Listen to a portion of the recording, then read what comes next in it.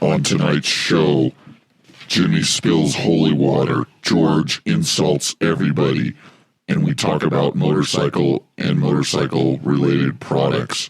Tech Talk Taco Tuesday is the show you need to listen to.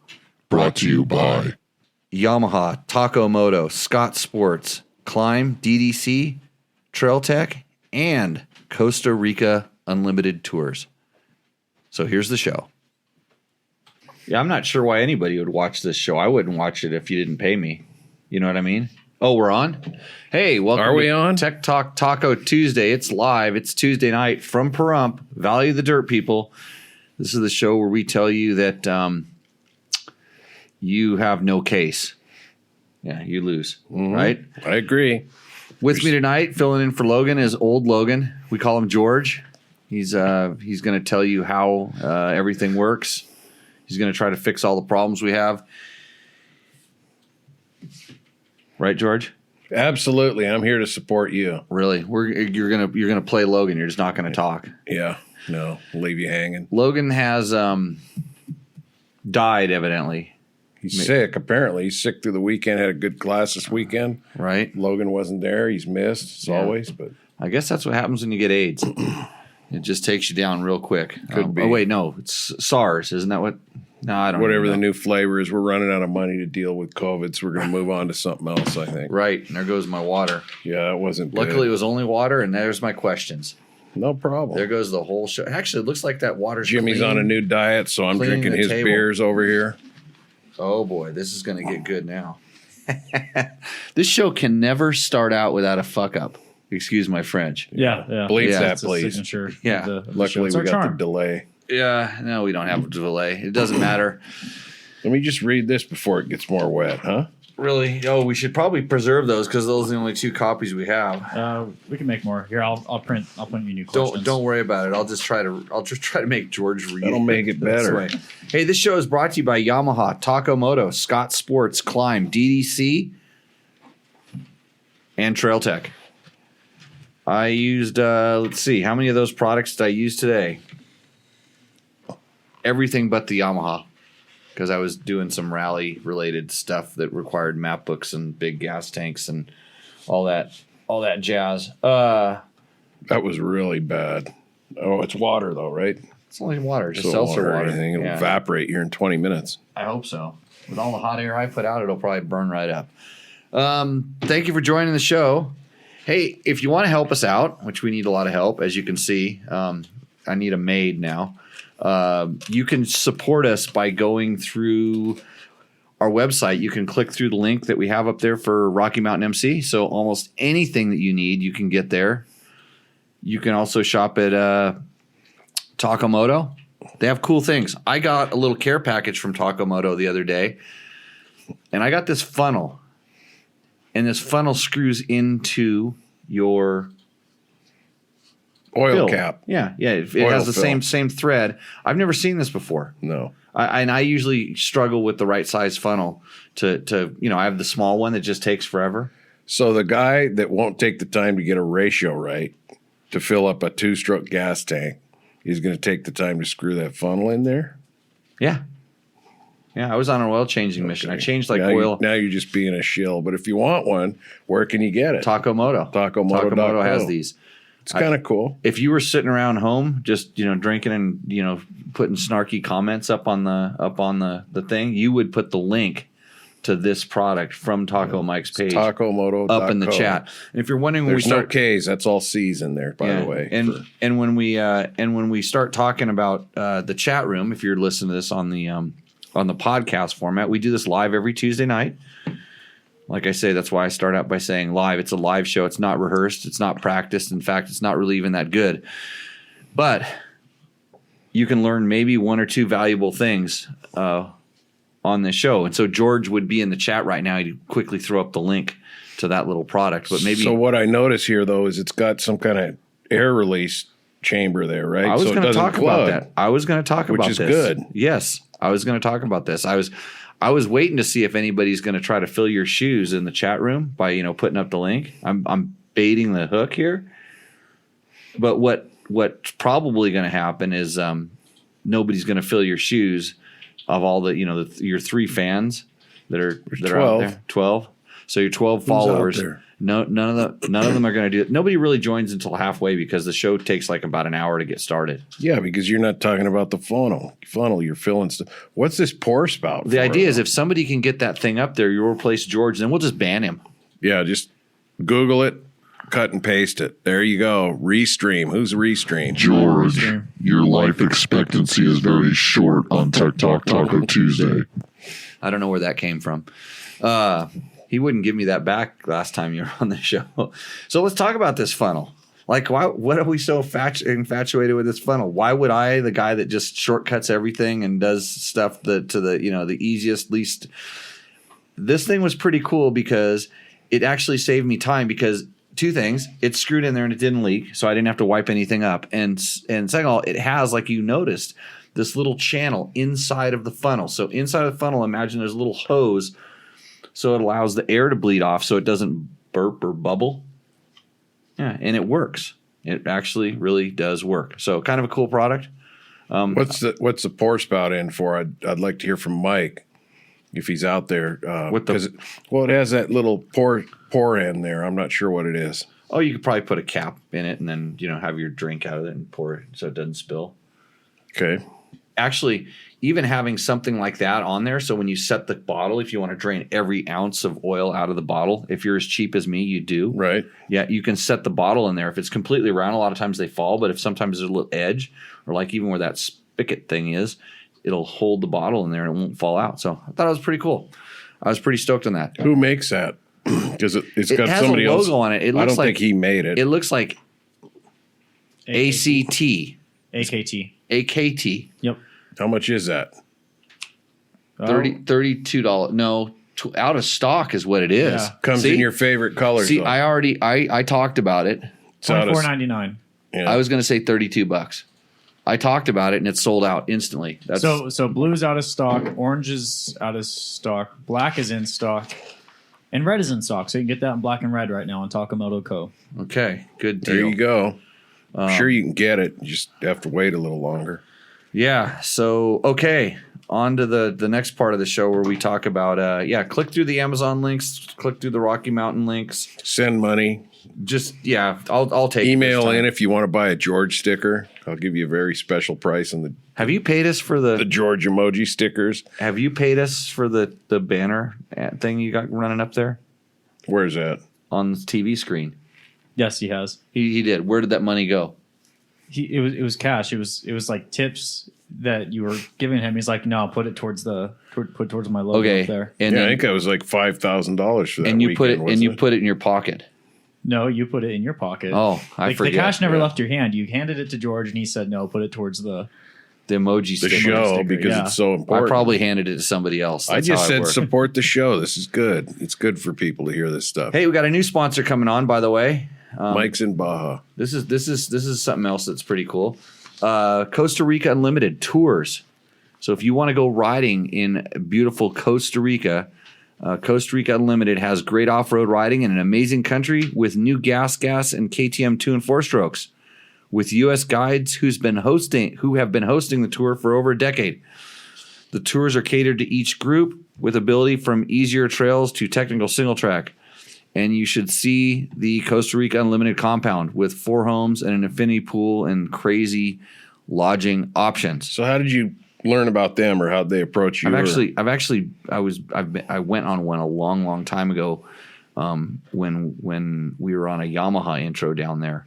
Because Danny Walker was posting. He was, I think, in Costa Rica on, I believe, like a paid tour go along thing. It's probably this one. Yeah. So the tours are 100% customizable. They're usually 6 days, 5 nights, 3 riding days, and are about $2,700 per rider. And you can even bring a non-riding friend for about $115 a night. That's not bad. No, those prices feed are you? not that bad. I don't have the specifics. They fed me. Look Yep. into it. Do they have a website? They have a website. Just search Costa Rica Unlimited. I didn't actually. It was a full last minute I'm deal. just here to make you look good, Jimmy. See, That's Trevor's it. supposed to give me all this stuff, but he didn't give it to me. But I'm just using this question sheet to blot up the my water. mess. Yep, it's a mess.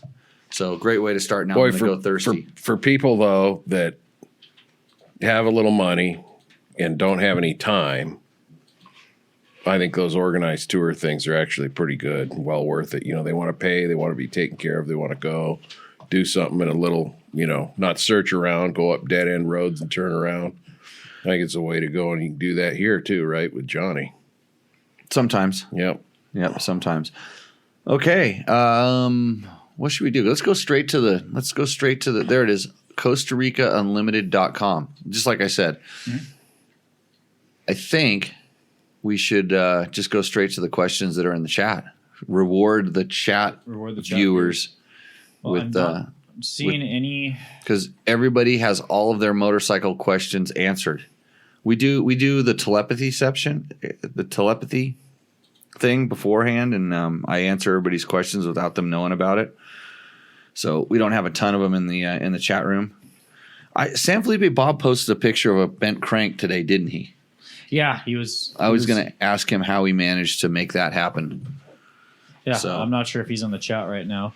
Yeah. But Dirty Doyle does say, thanks for telling me the YZ144 kit was solid. Been riding it after the new top end and absolutely love it. I told him it was solid? Yeah. Do you remember this? I think it was a couple shows ago. Oh, okay. Whose kit was it? Was it the Athena one? That I don't remember. Yeah, I forget. Maybe I was drunk. Maybe. Not these days. You've been on a program. Yeah. Happens every once. George, why don't you read the question there?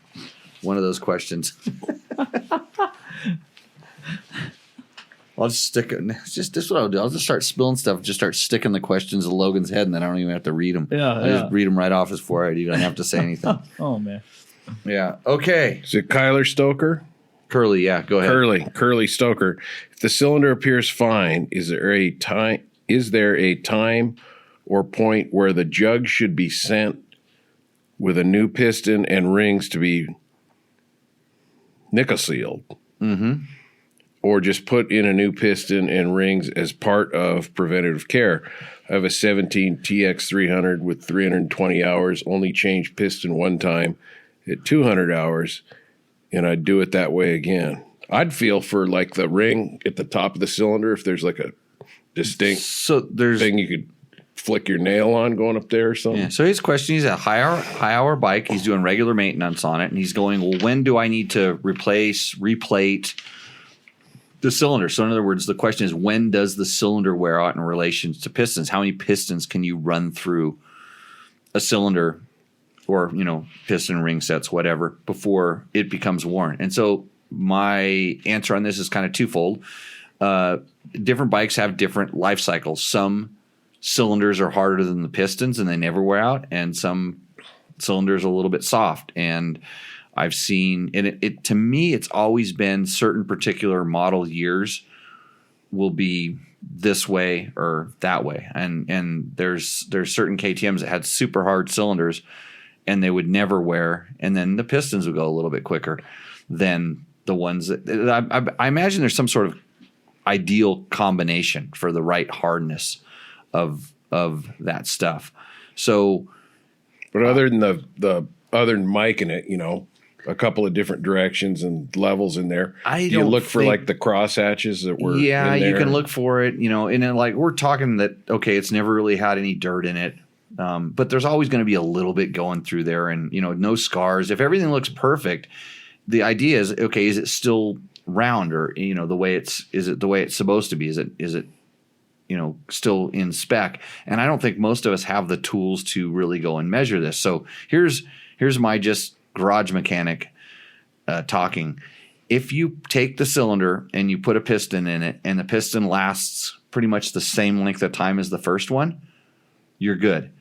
If you start noticing that you're losing performance, or oil's blowing by, or whatever, your rings are wearing out a little bit quicker, then I would start looking at if it's the same piston and rings. You're not switching brands, because that could cause a difference too. And I've seen different brand pistons wear cylinders differently, based on probably the hardness of them, hardness of the rings.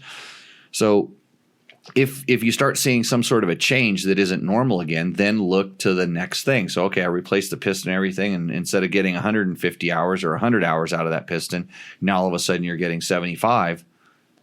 Okay, if there's a way to measure it or take a good close look at it. Oftentimes I'll take the piston without the rings in there, put it up in the cylinder and spin it. And if you notice it getting markedly tighter when it, and sometimes you got to do this when it's new, or do it the first time that you've ever changed it. Just see what it feels like and then kind of remember that, and then do that again. And if you notice, oh man, it's really loose this way, but a lot tighter that way, then maybe it's starting. And they wear usually on the front and the backs more than the sides, just like the piston kind of does. Because the rod's that's the direction moving it that way. Yeah, that's the direction that it's being held. I think I haven't rebuilt a lot of bikes, but do they get that groove at the top of the ring where it's usually buildup.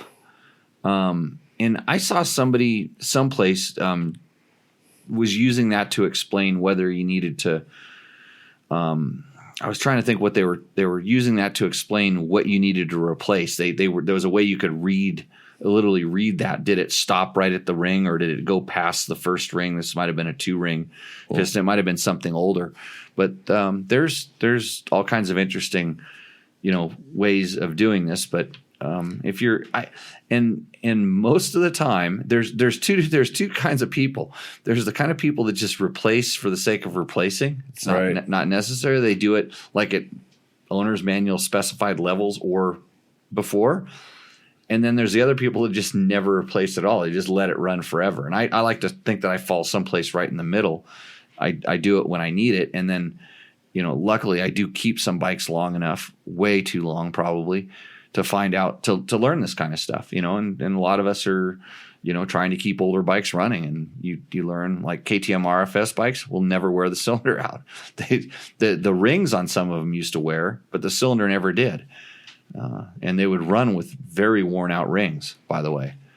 So I'm not real familiar. I mean, it's a coating or something. Did he spell it right? Nickel cell. No, I didn't spell it right. But you said But basically they coat it, rebore it or something. It sticks on there and they I think there's a couple different places in the U.S. that do this. Well, they take the coating off. I don't know exactly how they strip the coating. Actually, it'd be interesting to go actually find that out. How they do the coating. But field trip, yeah, to Iowa or wherever they do this. But they like to have the piston. They want to make sure it's matched to the piston. So that is kind of important when you do that. So anything I was reading up there. Yeah, there's a bunch here. Bill Hall, with the current situation in the Ukraine, do you feel that a good defense is a great offense? ? Would you strike back on motorcycle-mounted infantry?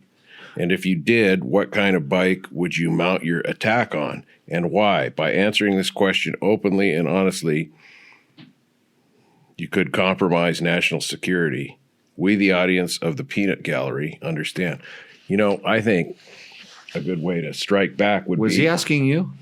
Well, you're supposed to... No, but I'm interrupting. You're supposed to ask the question. I'm just going to laugh and jiggle like Ed McMahon did. You're being... Oh, yeah. There we go. Okay. That's this. Yeah. Remember why I picked Logan as a co-host? I mean, I don't like to talk about myself that much, but, Okay. That's you go ahead and answer, and then I'll give him the right one. Okay, that's what I was hoping for. I was hoping for some commentary after the fact. I'll get in. I may be compromising my ability to ever go to whichever country I'm in favor of, because I like to run pretty neutral in this show. I don't like to have try to keep the politics and stuff out of it. You want to be Switzerland for the rest of your life, huh?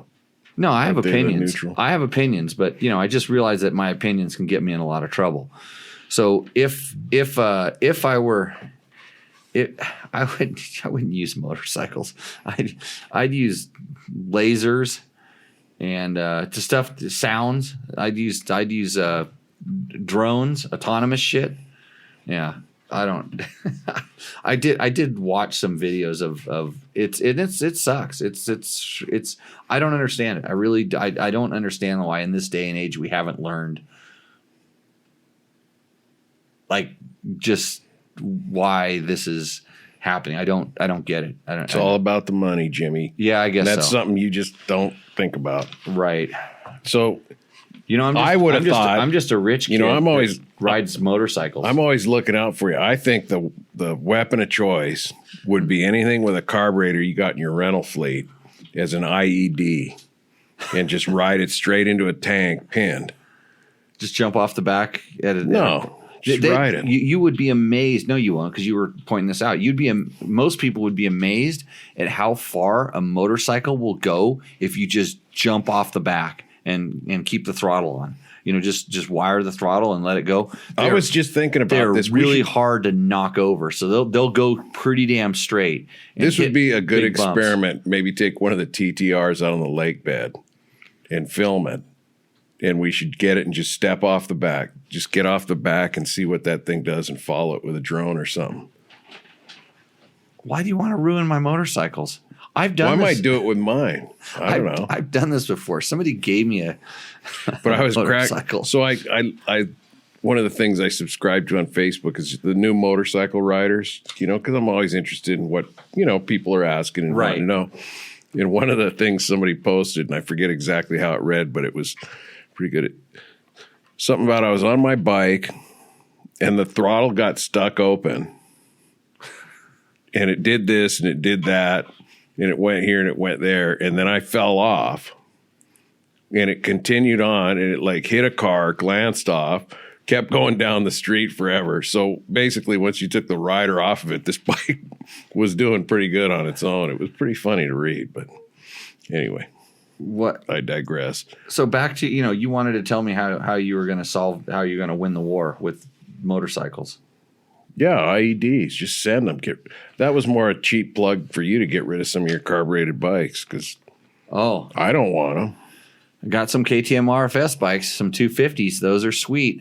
Great, entry level, great practice bikes. Really good. Got a couple of them that are ready. They're hot on the... Jimmy Lewis Off-Road's moving on to fuel injection. Yeah. So if you're old school and you want a carburetor... You don't want fuel injection because it's that's computers and they're controlling everything. Right. What are you going to do if you break down? There's no way you can have the same amount of power with fuel injection. So you get those carburetors because it makes more power. We said all that about points and stuff like that too. Points ignitions? Mm-hmm. They're real easy. I knew how to adjust them, and none of my friends did. So I was the mechanic guy. Okay, we have another one. Oh, sorry. This last comment, it was separated here. It says, please respond soon because the price of fuel is putting a damper on my riding. So that was another strike at somebody there. Bill Hall, National Security Advisor for all motorcyclists around the country. That's Bill? What's that? He's, I think he was in the chat. I'm pretty sure he was in the chat earlier. I thought I saw a name like that. He's a national security advisor. What does he want? He's just doing. He needs to do it. He's doing what he needs to do. Yeah, just you be you, which is now an offensive term, by the way. Do you know that? If you say you do you, that's my pronouns are it and that, so I'm not sure that could be offensive. I guess if you call me you, yeah. You's a sheep, though, isn't it? It could be. You'd spell that a couple different ways and have fun with it. So okay, moving on. Yeah. Somebody named Jorge Hestis wrote in, and this was for Jim's benefit because he wanted to answer. But I wrote in, I declare shenanigans on worrying about having your forks compressed against the springs for transportation, not using a block from the tire to the triple tree. It's being damaging. What do you think? If you're going to tie your bike down for 6 days, I would start considering it. But for short, for what reason? Term, for what reason? Just having the springs failing and get spinning times compressed. Because we used to have this argument years and years ago about leaving your magazines loaded, right? Because of springs, and those springs really get compressed. Oh, now we're talking about guns on the show. Yeah, you just did anything politics. Now guns. We're talking about springs. You got any religion? Well, I could. Okay, but anyway, back to the guns. And it was basically dispelled that new springs. So, you don't really worry about that. Yeah. So again, I'm not a rocket scientist, and I barely play one on TV here on this show. But I've heard that the springs kind of until you fatigue them in some way, and by compressing them, like compressing them at a coil bound or heating them or doing something, I think they don't like being stretched as well. I don't. But you can't really stretch one in a bike because it stops. Correct, but I don't think that having them under pressure. I mean, you think about it. If your bike's on its side stand, they're constantly under a little bit of pressure, and I'm trying to think if I've ever really noticed, like if I've ever really quote replaced springs because the spring was not acting properly. Like I've replaced.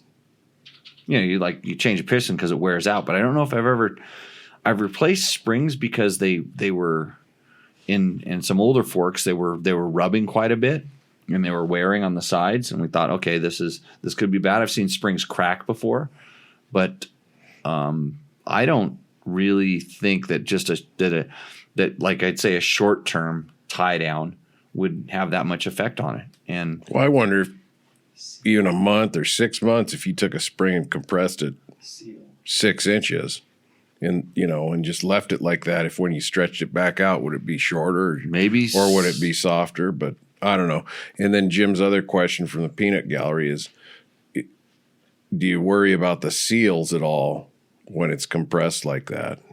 What's the pressure that's really in there? So that would be my larger concern would be that the pressure inside there would be more of a problem. In other words, after a while, it would probably, I mean, if it's a really good seal and everything's clean, probably wouldn't leak. But if there's any sort of the ability to leak, that pressure is going to fatigue that part, that part of the seal. But basically, more pressure should make the seal push harder against what it's sealing against, shouldn't it? The way the seals are designed, yeah, they work a little bit like a balloon. There's a little bit of that effect in there, but like I think if it's just all constant, if there's any sort of a leak in there, it's going to get to it, and then it's going to start pressing the oil. It's going to start pushing the oil out. So if you were going to, at one point, do you think you'd realistically become concerned that you don't want your fork under tension or something? If it were tied down for a week. Really, that soon? I wouldn't, but I don't know anything either. Yeah, and I'm not that sensitive to the springs. I mean, it goes up and down. I've never tied my motorcycle down for a week. It's usually tied for You've never a had couple something hours. in your motorhome sitting forever? Or no, I unhook. Like if I'm I've never driven that thing for a week at a time, but it's been 3 or 4 days. Like I went cross country in 3 or 4 days. When I got there, I loosened them up. They're on loader. I loosened them up. So it is a concern. In your mind, it's a legitimate concern. I'd like to. I mean, yeah. But you never use those fork things that you jam in there and pull them down. No, we used to a long time ago. We used to, especially when we used these other kinds of mounts, the ATK bike shoes. No, it wasn't the ATK bike shoes. What? It was another kind of a mount that we used where if you didn't put them in there, the bikes would fall over. And I think it might have been something in one of our vehicles that was at Cycle World or something. I can't recall, but I remember there was a time when there was some things that we were putting them in there, and I've seen people put like semi-deflated soccer balls and stuff in the. I mean, it's a good thing if you want to just keep it really tight in there. What you don't want to do is not pull the straps tight enough so that they compress in a bump and your strap comes unhooked somehow. Yep. But I wonder what the peanut gallery thinks, or the audience. Sorry. Did you call them peanut gallery again? Right. The viewers. You want more? Okay. But really the only pressure in there, and tell me if I'm wrong, the only pressure in there is whatever the atmospheric air is compressing when the fork goes down. So if you had bleeders, compressed it, as far as the seal issue. Yeah, you could neutralize that by just bleeding. But then you're gonna want to make sure when you take it back out, you can neutralize it, because then you've got a vacuum inside of there. But then it rides softer, right? It does. Yeah. Yep. Okay, KTM 390 full test and Anadera Lopez. I haven't ridden a bike in probably 25 years, and especially after my brother was hit by some guy busy texting that came over into his lane after discovering the Itchy Boots channel. Do you know what that is? No, it's probably better than this one, though. Okay. After discovering the Itchy Boots channel, I find myself being drawn back to possibly riding again, and I really like the idea of an adventure bike, one that is relatively comfortable on road, but that I could take over some gravel, dirt, and back roads. Not interested in true dirt bike riding, but would like to feel comfortable, capable of hitting a gnarly patch of road. I really, really like how the KTM looks. I've never ridden anything bigger than an old Suzuki 550 circa 1977, and I'm more comfortable on a 400. This new KTM has caught my eye, but my biggest concern is reliability. I don't think there's a reliability concern at all. Then it took all that to get to the biggest concern is reliability. That's good, Matt. We need to edit those things down just a little bit.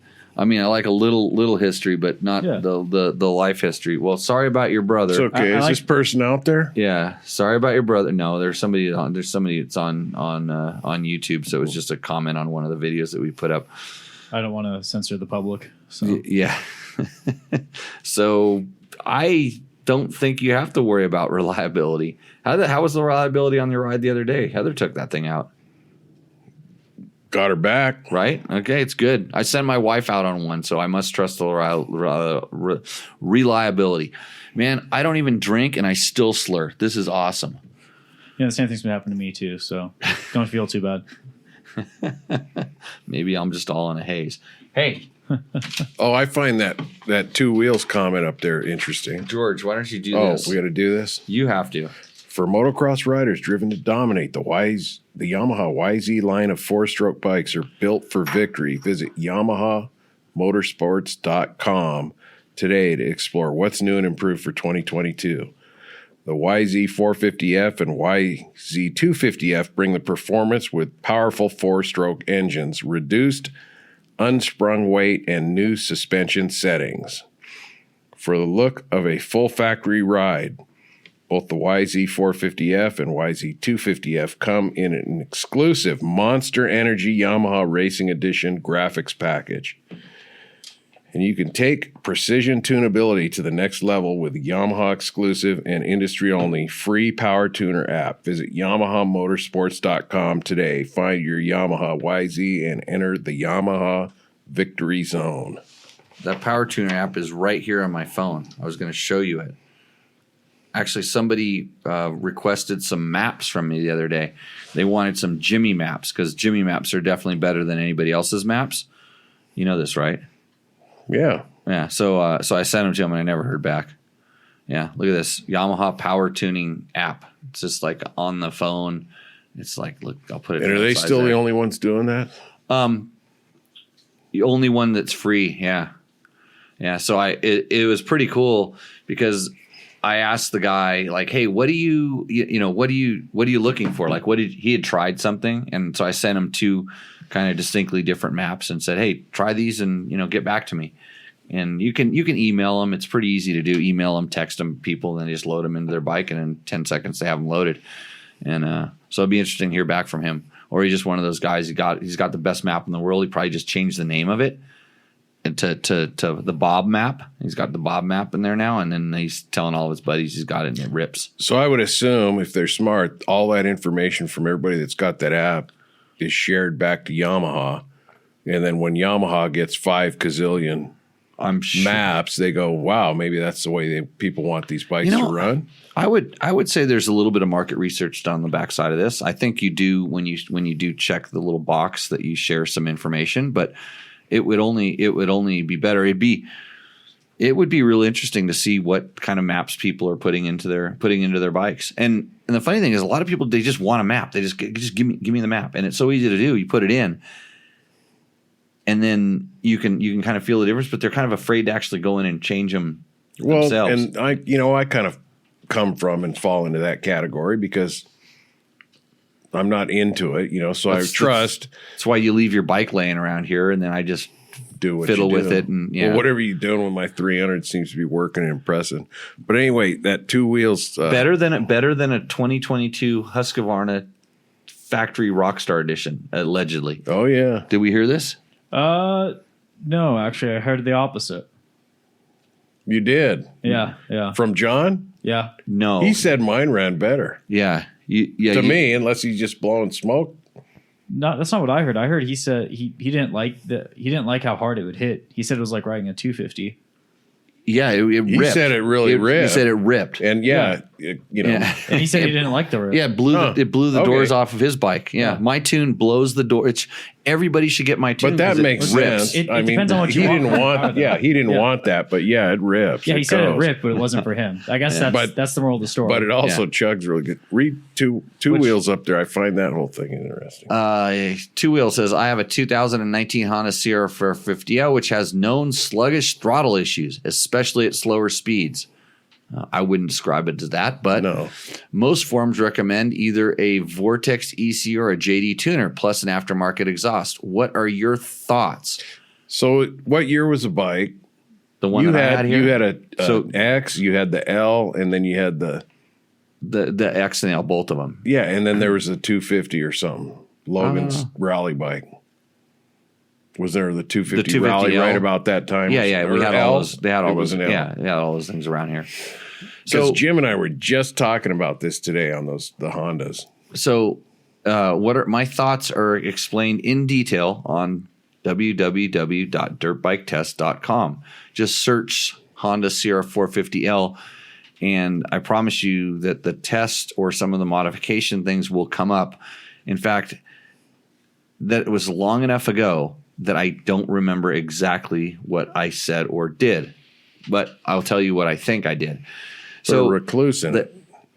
That's the way to smooth the clutch out. It was a really good fix for the clutch, and that was on X or L. But the L, I wouldn't call it sluggish throttle. I would call it kind of jerky throttle. It's like at low speed, it's kind of lean and a little bit surgy. It's the kind of thing that adding just a little bit of fuel will kind of tame down. But because of emissions and stuff like that, I'm sure it's running a little bit lean, and it has a very, very restrictive and very quiet. I wouldn't call it restrictive. It's more a very quiet muffler that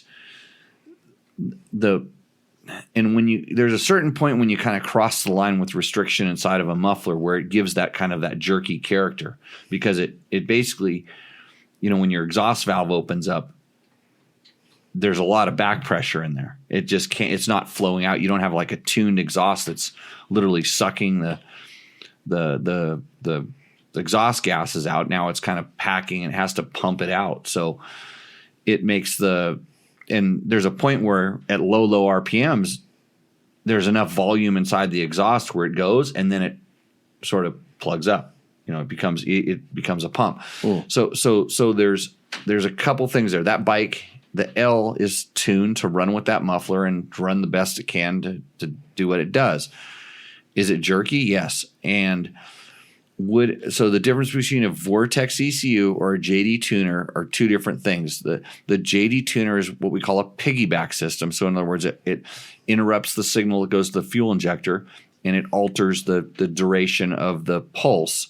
So how much fuel, and you can make it richer or leaner to adjust the fueling.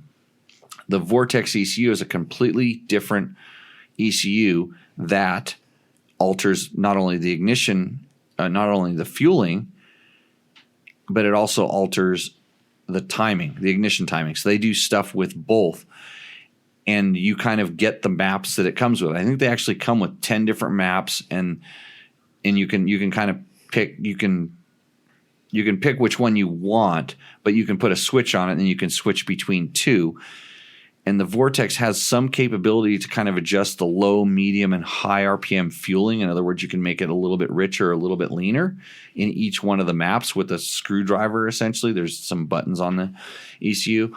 Sometimes the Vortex ECU will allow you to have a higher rev ceiling. So the Vortex ECU will do a lot more. My issue with them is that they're like on all the different tunes, it says for this pipe and this that, it's never exactly what your system is. So you might have to do some individual tuning, and I've had some on my bike that worked pretty good, and I've had other ones that were way worse than stock. So it just kind of depends on how you have the bike set up. Personally, and what we did on our bike was we put a piggyback tuner on it. We put I believe it was a JD tuner on that bike, and then we also played around with a couple different exhausts. We put the X exhaust on, which kind of was my favorite because it remained quiet. You put that on the L bike? Really quiet. Yeah, it's hard to you have to bend a tab. It doesn't bolt right on, even though it's exactly the same. It was probably the quietest, and for real dual sport and keeping quiet. And then we put some different slip-on exhausts on it, and those were okay. It really depends on what you want. I really like how quiet that bike is, and so if you want to go with a full race thing, I think the more you're going to kind of race type stuff, you would lean more towards the Vortex. But then you're just kind of opening up this rabbit hole because there's a point very quickly on where you're going to realize, oh, the cam isn't the right cam. You want to have a different cam, and then you realize, okay, well, the head probably could be a little bit better, and you're just going to start chasing this if you're actually chasing after power. Because I know what Johnny Campbell does to their race bikes.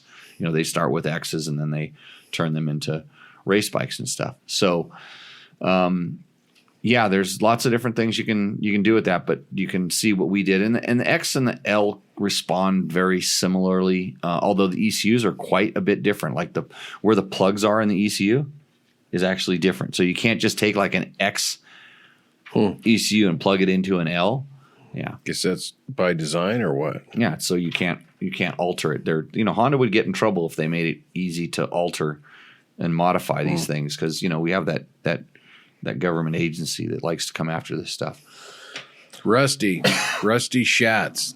Yeah, that sounds a little nasty. Mm-hmm. Long-time watcher, first-time commenter, riding for 20 years, but off-road for the last 4 years. Why does KTM 500 EXCF not have a neutral light? This is a dirt bike thing. It's a KTM thing. Wait,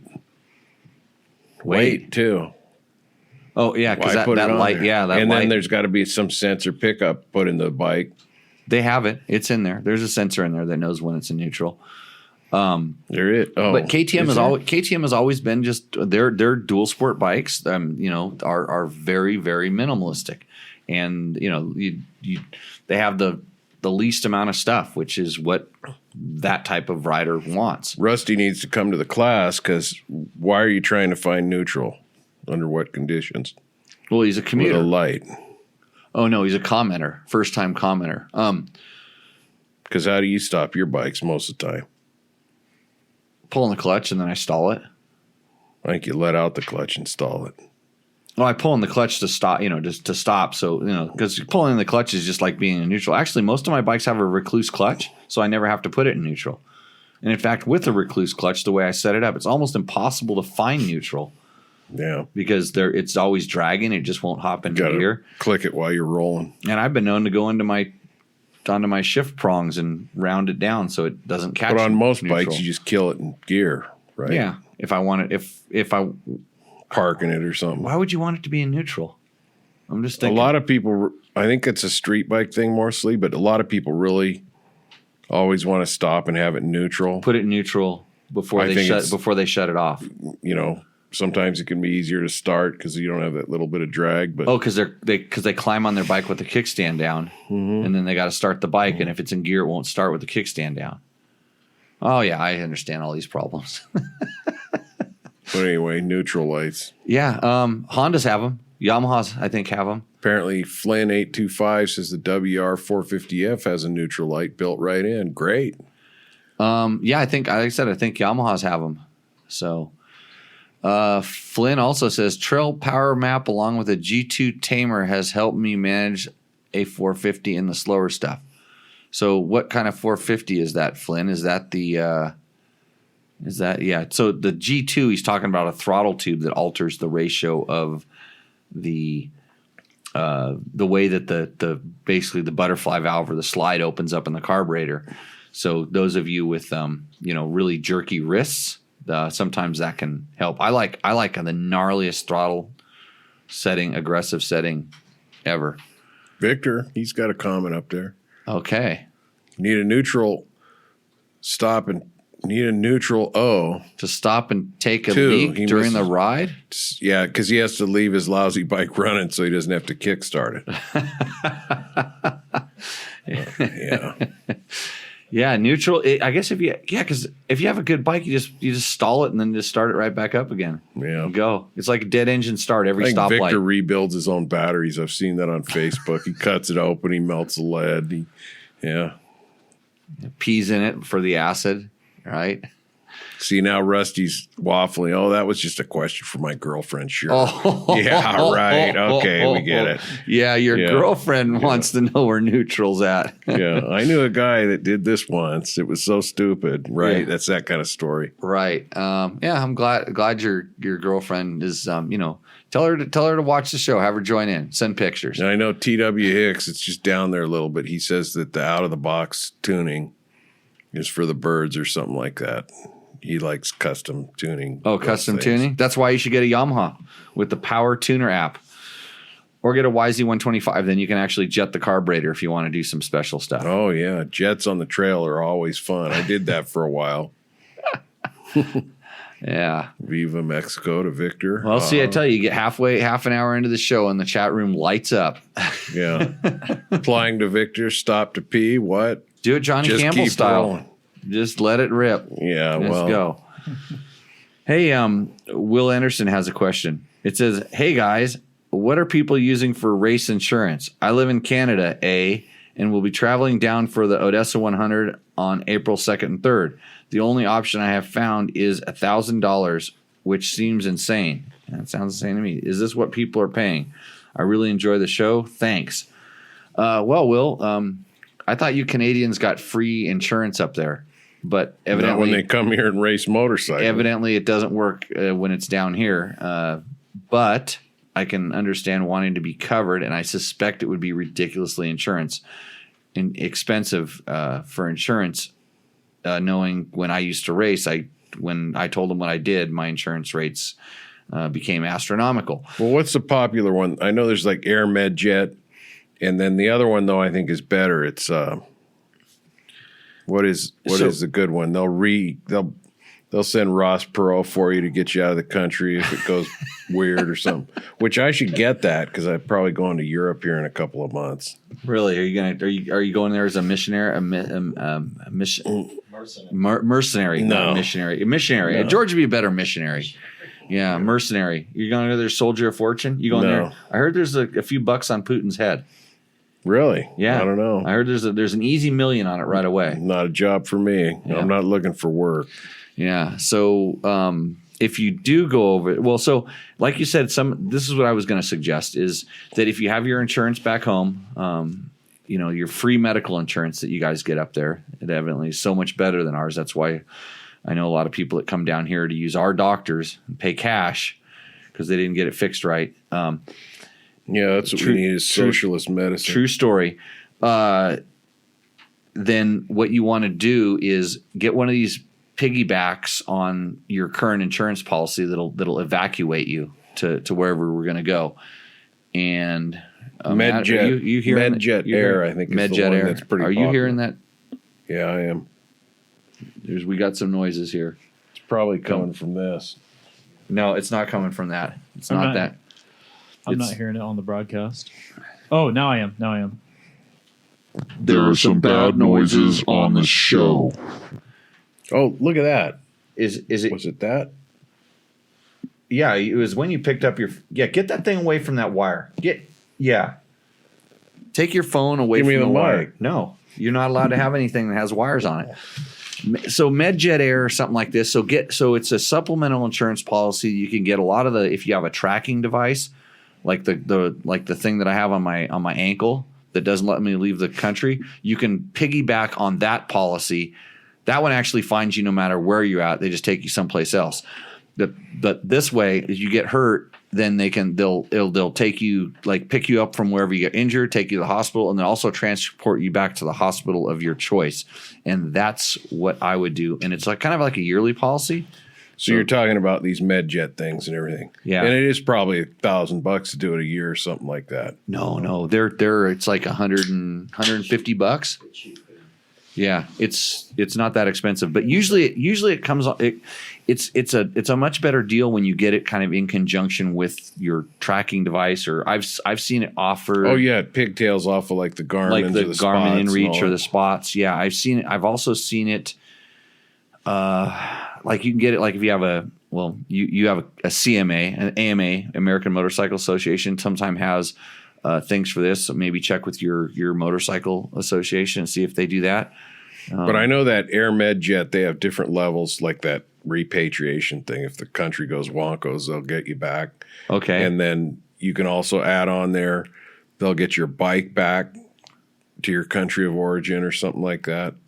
Baja and wadded up, this would be a they'll get your really bike good up question to go ask the some of the Horizons Unlimited guys. These are the guys that ride around the world, and they probably are faced with this all the time. Although I do know that Canadians they can only come down here for a certain amount of days before their insurance runs out on them or something crazy. Right. Yeah. Just talking to some. The other thing is don't underestimate the community and what those people will do for you. Like getting a bike back. If you reach out on the social platforms and stuff, there's a lot of good people out there that would. Yeah, especially like it races up at up there. I think you'll find some people that'll help you out. I would hate to. Was he from Canada? Is that He's what it from was? Canada. Yeah. I got a place up by the border. I'd store a motorcycle for him if he was wadded up down here. Would you ride it? No, I'd just take it up there. Just take it to what you do is you take it to the border. No, you take it to the border and you wire to the throttle and just stand about 100 yards behind and make sure he's on the other side, because you don't want to deal with those Canadian border guys. Like right. they're not too happy, especially you've been drinking. You don't want to. Oh, they're serious. I still get secondary searched every time I go up there. Yeah, so you just wire that throttle and just send the bike right through the border, like ground mail. Yeah. So, okay, Doug Derby wants to know: does Jimmy rebuild all the engines on the class bike as well as his own collection? I answered some of that, or I commented on that one a little bit. Well, you should answer it now, because everybody on the show is not reading your comments. You don't really do big full rebuilds unless they're necessary. There's not a lot of these bikes, Matt, you wait for something to happen, I think. Yep. Matt, What's up? Matt, did you hear what George just said? You don't really do full rebuilds unless it's necessary. Right. Yeah. Yep. Yeah. Yeah. Is it ever necessary? Well, it is if you read the manual, piston every 40 minutes or whatever it is. And No. I mean, I don't pay attention you to that don't too take much. stuff apart unless you're curious to just check how it's doing, Yeah. or whatever. But Matt? Yeah, it's necessary sometimes. Yeah. oh, that's what you were searching for. Didn't he blow one of yours up or something? Yeah. Yeah, that's what he's referring to. Yeah. KTM 500, like some valves. Yeah, Some little it was just- valve. I just got the head back. Just ticking a little, so I'll ride it back to camp and get lost, right? I told him to go straight back to the truck. It I happens. thought it was straight back. Yeah, he did the zigzag back and Right. came up a little short. Like it's not. There's no hard feelings or anything like that, right, Matt? No. Okay. It's just fuel for the fire to give me shit. Yeah. See the head sitting on the bench? Looks almost brand new. I did not see the head. Yep. No. There's a receipt next to it too. You could look at that. So what happened with that? What was the failure on that? The Other than rider? getting it back to the truck earlier. What failed? So I believed that I thought that the retainers on the valve, the keepers. Went in one way and you really put them in another way? Is that where this is going? No, they were in there for 250 hours or whatever. Since a long time, because I don't know if that's the one I replaced the valve guide seals on or not. One of the 500s I did, and I didn't remember exactly which one it was. But when I finally got the thing all apart, I couldn't find the shim for the one that fell out. And because it had gone down to the bottom end, but I got the head off, and when I started inspecting it, the retainers were totally worn out. I mean, they were half the size of normal ones. And I've heard of this before. I've heard some of them, they didn't have the right heat treating, but the guys I sent the head to, they said they've never seen this before. The valve dropped down in the cylinder. Is that what? Yeah, that's what eventually what happened. So what happened is I think that the heat treat was wrong on the shim, and the shim wore all the way down. And so, it's a shim running on a tappet, and it was, and the shim was half the thickness that it should have been. And I found it down in the bottom. It was down in the bottom end, stuck to the I don't think it was stuck to the ignition. It was stuck to something magnetic. But anyways, when I fished this thing out, when I started pulling the bottom end apart, because I thought maybe when I pulled it apart it had dropped out on the bench or something. Because I just couldn't find it. When I finally found it, I'm like, oh, here's the problem. So that shim, I don't think it was properly heat treated or something, and it lost its surface and it just wore out, and it got really loose. And even then, the day you were riding it, the tick started out one way, and it increased and increased. Yeah, it kept getting worse. And when I heard it, I saw you and I heard it, I said, okay, this is bad. And it'd been ticking for a while. Like, we're talking 3 tanks of gas, and this is a 5-gallon tank. So it had been ticking for a while, and it wasn't really getting that much worse. And I had recently checked the valves, and they were in spec. So I'm like, okay, I knew something was gonna give. That's why I'm not really that upset about it. So you were the last one to work on that motor.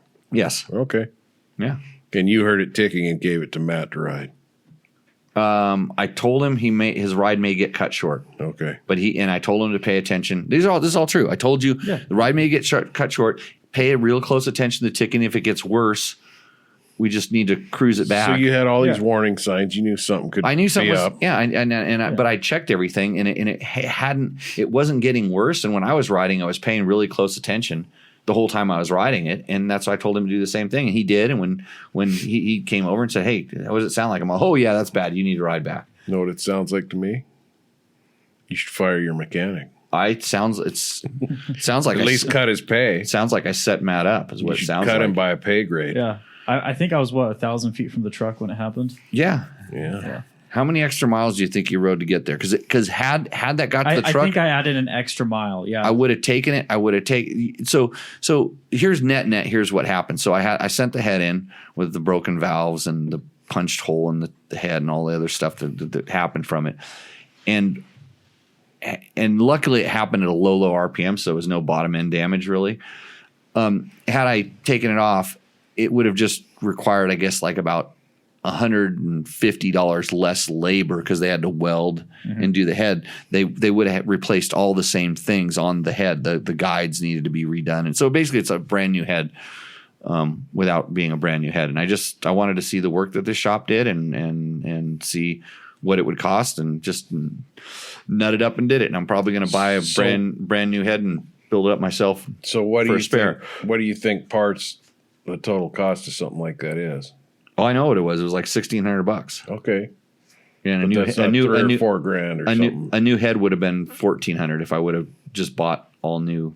Maybe a little bit less because I don't think, because the rocker arms are pretty pricey in that head. So that's a pretty catastrophic failure in my opinion, for $1,600 in parts. That doesn't sound terrible. But $1,600 doesn't sound that bad. No. Oh, it could have been much worse. If he would have been going down the road like at 40 miles an hour and that valve would have come out, we would be talking cylinder and probably rod. And I was gonna have the crank rebuilt and everything too. And I pulled the cases apart and stuff, and it's brand new. So scroll up a little. Somebody said something about the club putting on this Canadian. So for not the Canadian. Restream updated, so I can't scroll. Molly Swanson says, "I'm the girlfriend who wants the neutral light. Tuning in for the first time. Thanks for the laughs." Hey, and I'm glad she took that way, because you know what's funny is, in all honesty, some people need a neutral light because it's hard to find that half shift is what it is, and I it's funny because easiest way to find it is to turn the motor off or to kill it and rock the bike back and forth. Yeah, that works too. Or you could just feather the clutch out, and if nothing happens, then you're in neutral. But having dealings with, and Matt does this a lot too, with beginner riders and stuff. It's like they just don't know because they don't know. There's no groundwork. I've just been doing this for 45 years, riding motorcycles, and so it's just so natural to me. And doing it longer than that, Jimmy. You're what, 50? I don't remember. I don't want to pick on people, and I don't really want to make fun of them. Although it's kind of fun. It's you just kick them off their motorcycle when they don't see it coming, right? You don't pick on people. Oh, you thought you were winning the slow race. A guy. Yeah, I Lafferty'd you. I did that, and I said, "Oh, I forgot about his bad knees. I could have really hurt him." But it's what happens. I'm glad you had that kind of confidence in. I knocked George over this weekend. Instincts. Oh, yeah. John was going to try and get revenge for George, but then he popped up in a wheelie, and John said he couldn't kick you on one wheel. But anyways, hey, Holly, thanks for tuning in and enjoying the show. And there is a need for a neutral light. But here I want to teach her how to practice this. So take your bike, put it in gear, put it in first gear, and don't go anyplace, and just feather the clutch out so you can feel it moving, and then practice that half shift up. And it's a different feel than the full shift. You're just basically just trying to take the pressure off that lever, and it'll pop in neutral essentially. And then when you let the clutch out, the bike won't go anywhere. And then pull it in, click it up in a second, and the same thing. Practice that half shift down. And if you start letting the clutch out and the bike wants to move, well, it's probably either still in second or maybe it's back in first. And then you got to figure it out. I always usually, if I want to find neutral, I'll always go down to first and then half shift up. But remember, when you're trying to go down to first, the harder you push it isn't good. Just click it down. Well, people do that because they don't know. You see the whole and they foot, think, the hammer. It didn't go. Well, is it resetting again? When you got to take your foot all the way off of it so it resets. Yeah, exactly. Yeah, you have to let it come. You don't just keep whack. You have to let the shift. You have to let the shift lever return to the middle position, the neutral position, middle. And then the other thing, you can also do this like with the bike off in gear. You can put it in first gear and roll it. And click, it's in gear. Then practice that half click up, and then it kind of rolls a little bit. So you can do it with the bike on or off, and then just get comfortable with it. It also helps if you are just in the habit of having it in the right gear for your speed, and you don't just, in fourth gear, pull in the clutch and come to a stop, or third gear. If you keep your gears close to whatever speed you're in, you're probably in second or first. Yep. You know what I mean? Because a lot of times you find bikes in gear and you start to rock and you find out, why'd this guy park this thing in like fourth gear? Like me all the time. But anyway, hey, stump jumpers. What was her boyfriend's name? It was Rusty Shat. Rusty Shat.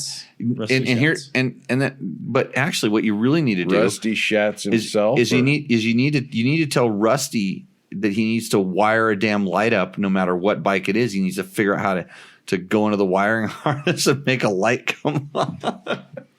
So while we're though where neutral's at, that's only when he's being a ding dong.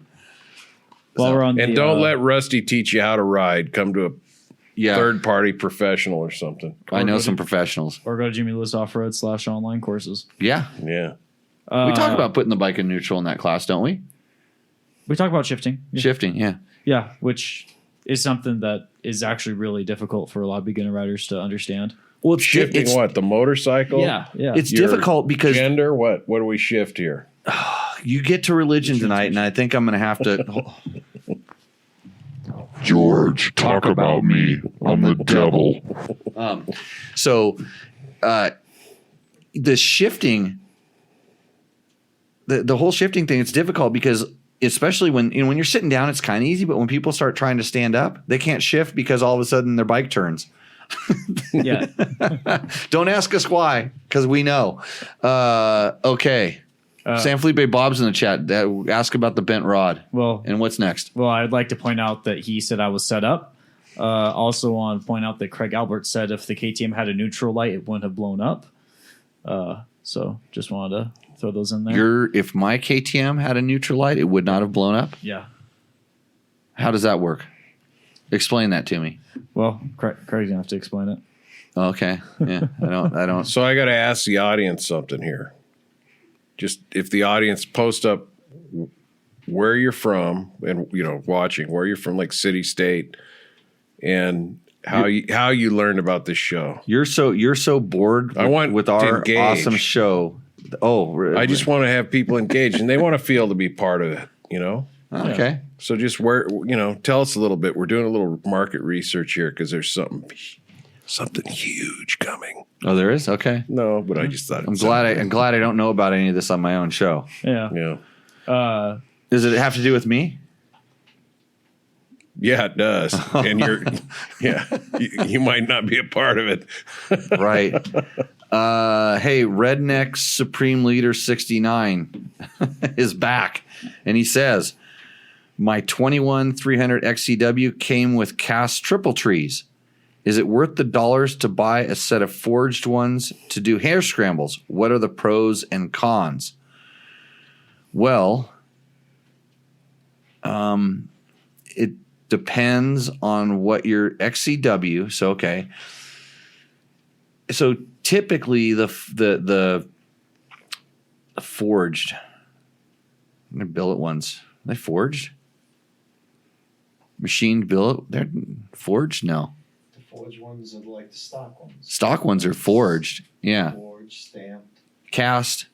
And the other ones are like on the... Yeah, machined. They're machined billet. So like forged. It could be forged. Forged and cast are the same thing, aren't they? No, forged is like stamped. Yeah, it's pressed. When they press it, cast, it looks like sand on the outside. Yeah, they pour it in. Yeah.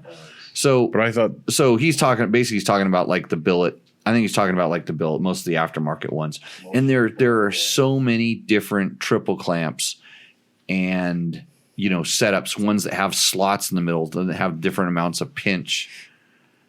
so you laugh about my followers. How many of my followers are on tonight? Your followers? Well, Ricky's on here, and he's Who else? Yeah. I saw at least So two or there's three one. more.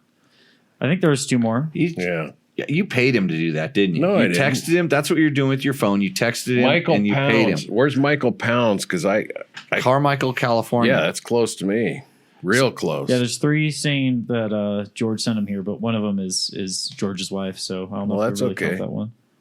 Okay, so let's get back to the triple clamps. So there's all this different. is more there's- interesting up here, though. Okay, You see, you're sorry. bored. You're bored with my show. No, let me read the question because I already forgot what came out of your mouth. So the triple clamps, there's all different kinds, and here's the problem with them: is until you actually ride with them, you're not going to know exactly what they do.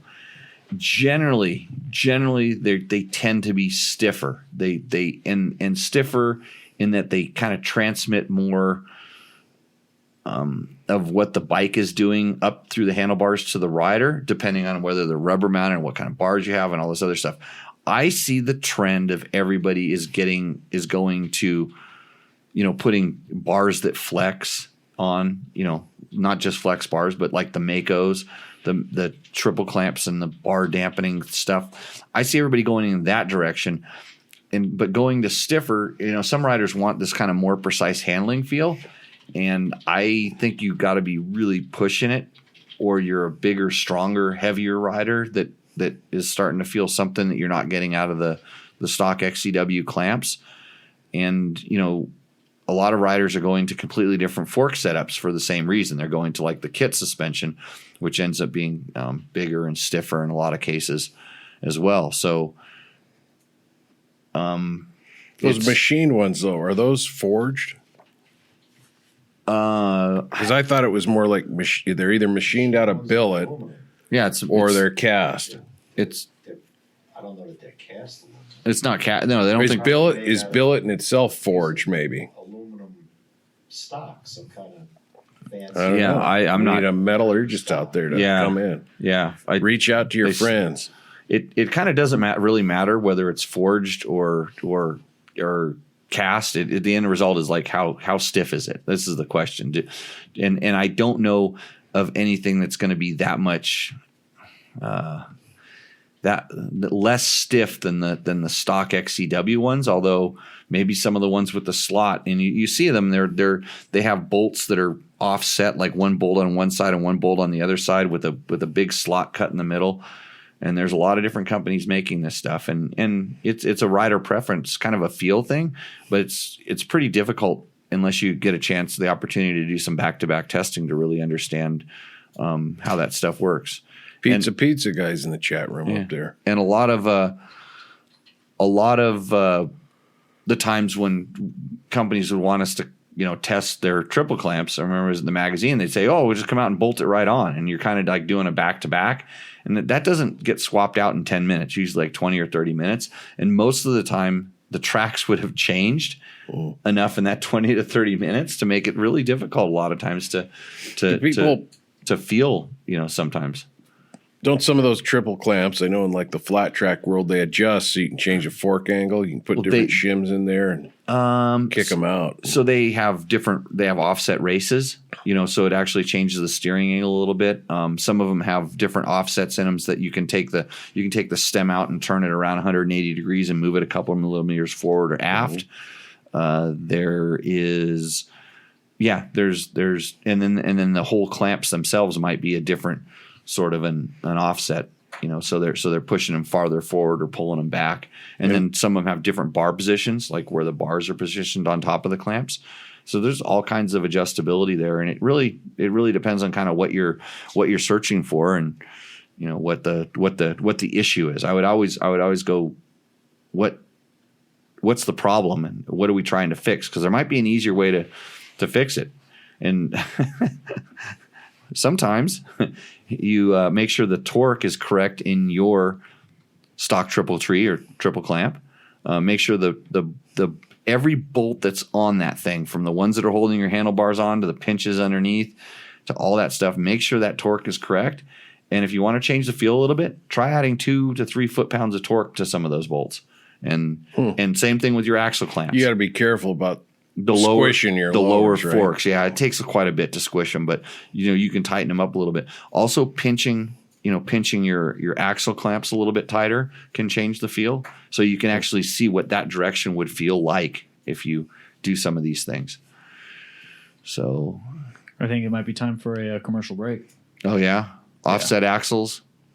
Victor is talking in Spanish. Conrad says, "What's up?" Can I comment on the counter shocks device? I don't know what the counter shocks. We'll look that up on break. I'll see if I can.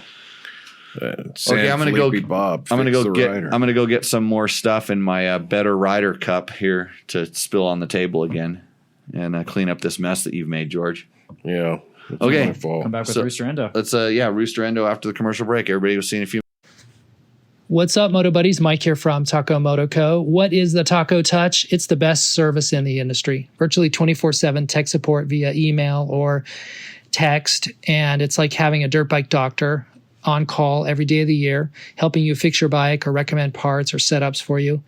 If you've ever received an order from us, you know that the Taco Touch extends to our fulfillment, and our orders come with the coolest stickers that you've ever had, buying parts from anybody before, and a handful of root beer barrel candies. All of our Taco Moto Co. branded components come with a no questions asked lifetime warranty, and we'll even extend out the warranty of other manufacturers, OEM, and aftermarket parts where we can, sometimes for life. We test and tune endlessly and exhaustively and obsessively. We're trying to destroy everything that we can before you get your hands on it to look for weaknesses and to improve it, or to make recommendations to the manufacturer.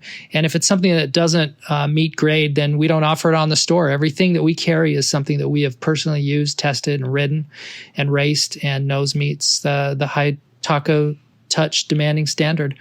Go out and get some adventure. We are doing our research on the counter shocks. I thought it might have been I thought it was a misunderstanding of the Trax shock, but the counter shock is a what, George? It says counter shocks is a bolt-on device designed to provide a tuned counter reaction to obstacles in racing and extreme racing environments. Impulses to the front fork are used to provide an automatic reactionary force that the rider longer has to provide through the handlebars. Is this like an inertial dampener? No, it looks like it's all hard parts from the bit I see, but yeah, I don't know. Maybe Matt can find a picture. I have that because I just stay away from find a picture of that and throw it up on the screen so I can see what it is, because I have absolutely no idea. I'll do some research. Okay, while you do some research, we are gonna start working on getting our Rooster Endo thing here. But just things ways are going. I'm gonna light a candle here, George. Just gonna light a little candle and put it up on the stage because, I just thought I should. Okay. Isn't that nice? I don't know why, but Oh, that's a good place for Yeah, it. that's a fire hazard right there. Especially after we mopped up all the water. Oh yeah. It's just it's good times here. It's a scented candle. I thought you maybe just get the mood right in here. So this is our Roosterendo segment. If you're not familiar with Roosterendo, this is where you send us a picture of your bike, tell us a little bit about it, and you are lobbying for us to, we'll talk about your bike. We'll have some comments on it. You can win things here. And you can win a $100 gift certificate from Taco Moto. That's tacomoto.co. And you could use that money to buy a funnel like this. Or at least 3 of them. Yeah. In all 3 of them. colors.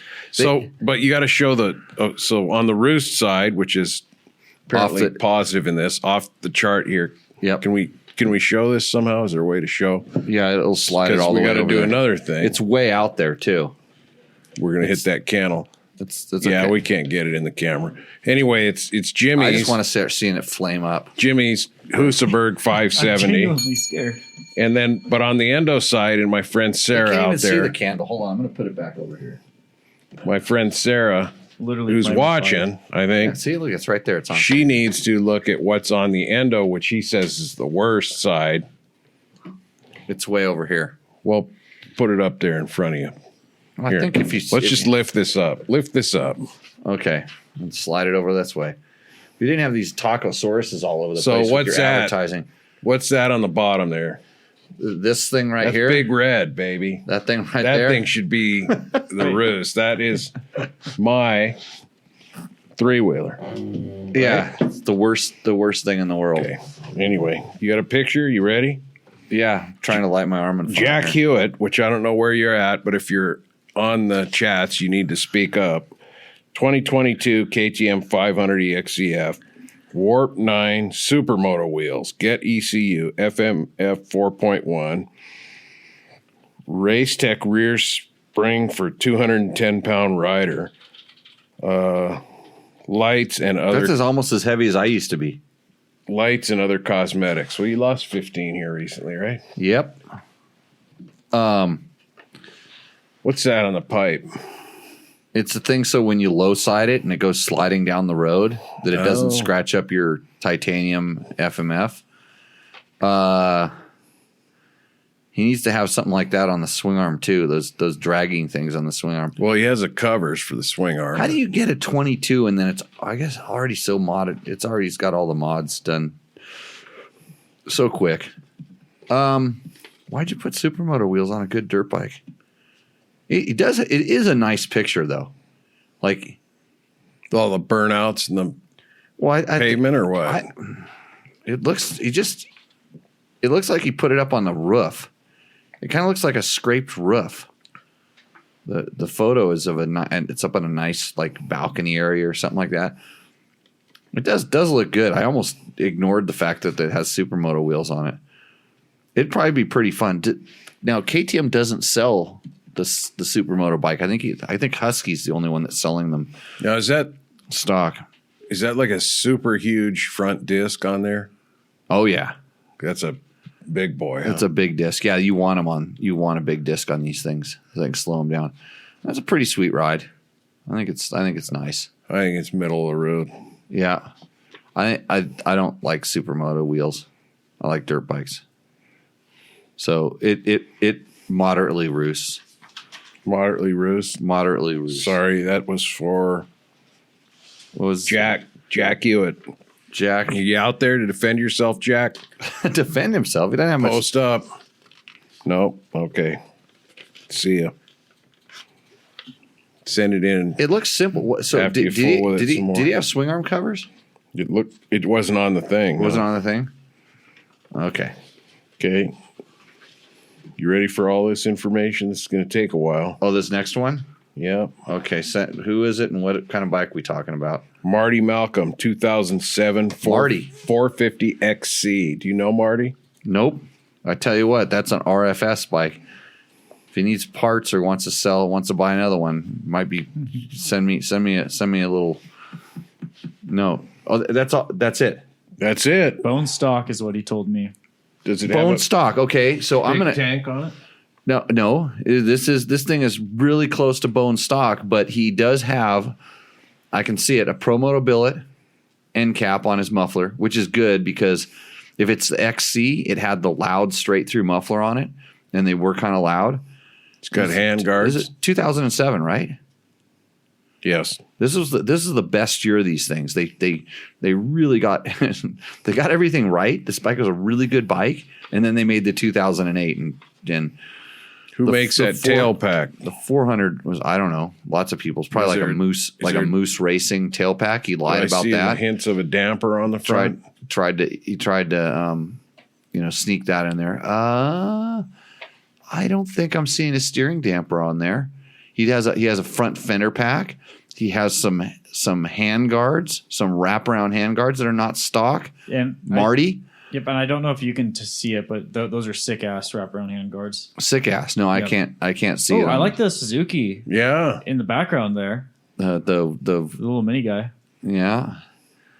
Do you think he just drugged this out of the garage, took a picture of it, and then rolled it right back in there, or is this thing a daily rider? I don't know what's on the back tire. Is it? Oh, it looks like moose leak lube. or is it something else? Because it looks like it's coming all the way from the spoke. Maybe his dog peed on the other Or side is of the it zip tied on there? wheel. I thought it was zip ties at first, but I'm pretty sure that's moose lube. At least the tires aren't flat. Oh, the front looks a little low. Yeah. Front looks suspiciously the sprocket is not stock. I can see this. So these guys think they're slipping all this stuff by. I'm liking this bike. This is a good year. This is a good bike.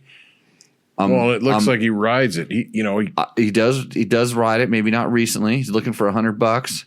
I tell that. I like the effort, but I want a little more effort. It's not clean either.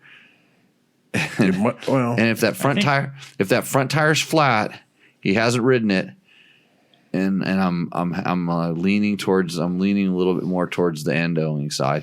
I don't know. I'd put it above. Hey, these things had the 2-piece clutch cover, which are sought after items. In fact, you can sell that clutch cover for almost as much you can sell the bike for. Really? I don't know. I think I'd put. Well, some people really want those. I'd put it ahead of the Supermoto just because it looks like it's ridden and not just bought. Well, the guys, yeah. I'll put it right. Right. He said stock and it's not. He said, yeah. He didn't give us the full disclosure on that. That ruins it. Yeah, he didn't take $100 worth of time to fill out the information sheet. Rich St. Jean is next. Craig also made an excellent point. He said that bike probably doesn't have the stock air in the tubes. Yeah. No, those were not stock tires. I know this. Yeah, the first one probably did have the stock air in the tubes, right? That's why it's fun. Gee, I didn't think about that. All these guys that modify the crap. No, it did. It did not have, because those wheels are not stock wheels. So it's not stock air. Well, it might be stock for those wheels, though. That nothing's been changed. I mean, maybe. Rich St. Jean. This looks like the bike that Show Jim us what sold you me. got. Yeah, it does. 2020 EXC 500, all tacoed out. The Get ECU Enduro Engineering parts. You can't be that vague, can you? Nope. Tons of fun stuff. More vague. Currently disassembled, getting ready for the new season. Did one season end? What season in it? Yeah. Yeah. Is it currently disassembled and awaiting a $100 gift certificate from Takamoto Co? So that is the bike you got. It's a 26 days, right? What was it? Was it Portugal? What did I get? Or Spain? You have Portugal and I have Spain? No, I have Italy. You have Italy. I have Portugal. I took most of Portugal off. In fact, I was going to put the black shrouds on it with your awesome graphics kit. My graphics are on it though, aren't they? I know, but I was going to just switch it out for some dumb reason. I don't know why. Just had time on my hands, and the graphics they're starting to curl up, so I figured I better stick them on something. See, I got half the population of Eureka, Montana in the house. Jared Sherwood, dirt bike rider up there. Good guy. Is this what you were doing all afternoon? Is texting all your friends and No, telling I them just- you pay them a couple bucks if they come out and watch? No, I just saw some people on there. I think I reached out to 2 folks or something. Oh, 2. Oh, Yeah. I know how you are, George. You're lying, and it's double or triple of that. This bike is pretty stock. It's really it has the stock tires on it. It's endoing. Stock air. And yeah, there could potentially be some stock air left in these tires. Yeah, Yeah, good Lord. At least change the air in your tires, huh? Right. I think so.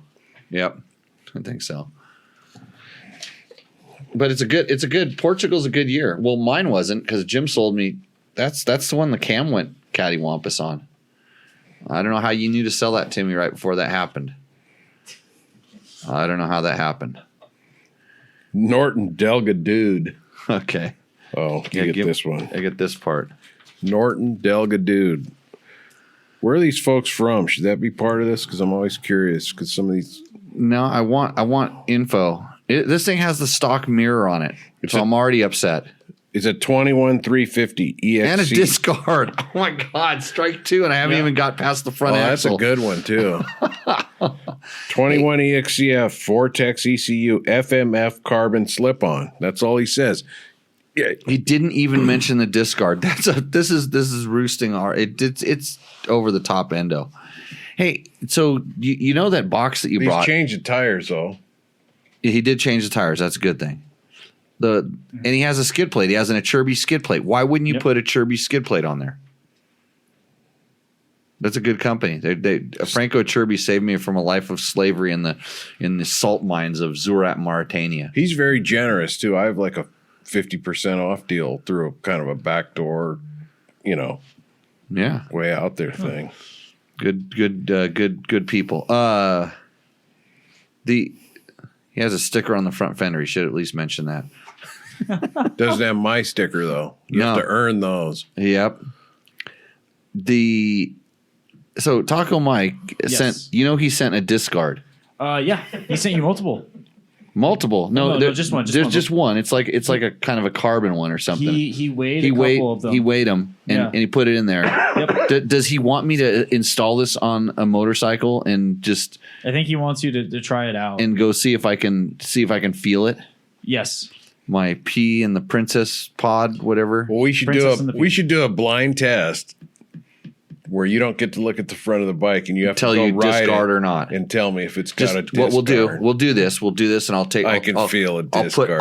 I'll put a thing on my helmet so I can't see down. It'll be like a visor underneath, below my eyes, and so That's going to be hard because you look down at everybody around you that's riding with you anyway. So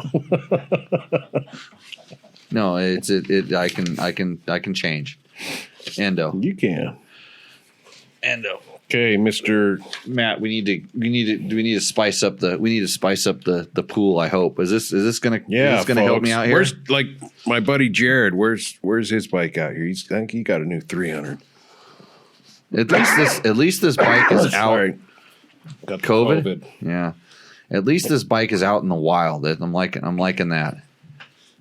This is Greg Statura. Statura. Okay. 2020 FE 350S Vortex ECU Scott steering stabilizer Pro Moto billet end cap P3 carbon pipe shield FC 450 vented air box cover. Mm-hmm. So it runs cooler because it's white instead of No, blue. it lets more air in. Yeah, Okay. it lets more It's air in. desmogged. Right. Tusk bark busters and hand guards. Okay. Enduro engineering skid plate, Tusk D Sport tires, and self-modified tail tidy. So he fixed up his tail. Oh, he did. He tail tidied it himself. Yeah. I also have a new seat, concept seat, and a Chirby tank, but have yet to install them. Okay. At least he's gotten his bike off road, and I can tell you it's 2 feet off the road. They parked it off the side of the road there. The stock tires on it. That don't look like stock tires. You angle the front tires so you can't see the disc guard.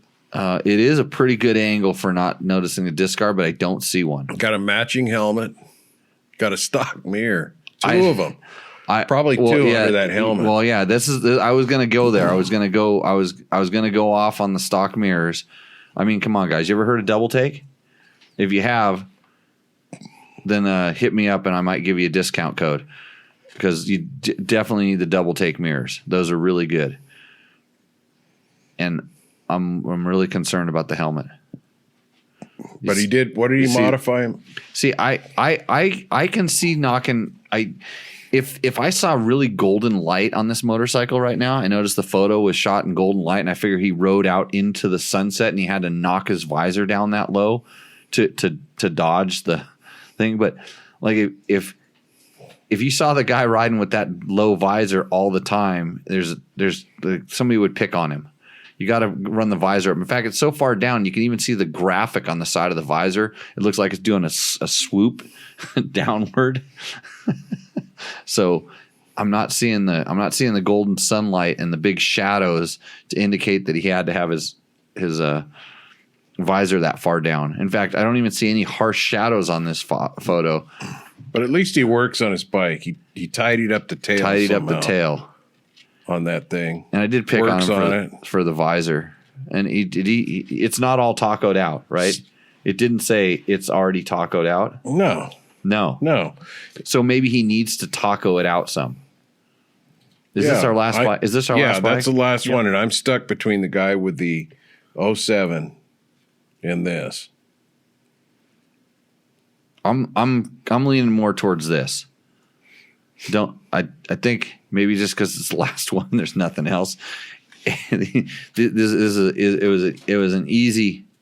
would have been an easy one to win, but he did everything he did everything we told him to. He told us his name, which is kind of important. He told us the year and make and what he did to the model. bike. Yep, and he told us what he did to it. He didn't just take 30 seconds to roll the bike out of the garage, snap a picture, and say it's all stock. Greg Statura. You're agreeing with me?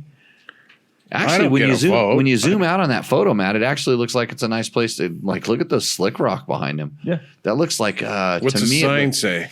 It looks like the Donner Pass. If you're asking, a lot of granite. Yeah, it's like the granite, and it probably right there says that this is where Tom ate Bob. Here, let me zoom in on that. I'm going to enhance SCE. Let's see, where is that? It's getting a little bit blown out. Yeah, I can't really. Butcher Creek or something like that.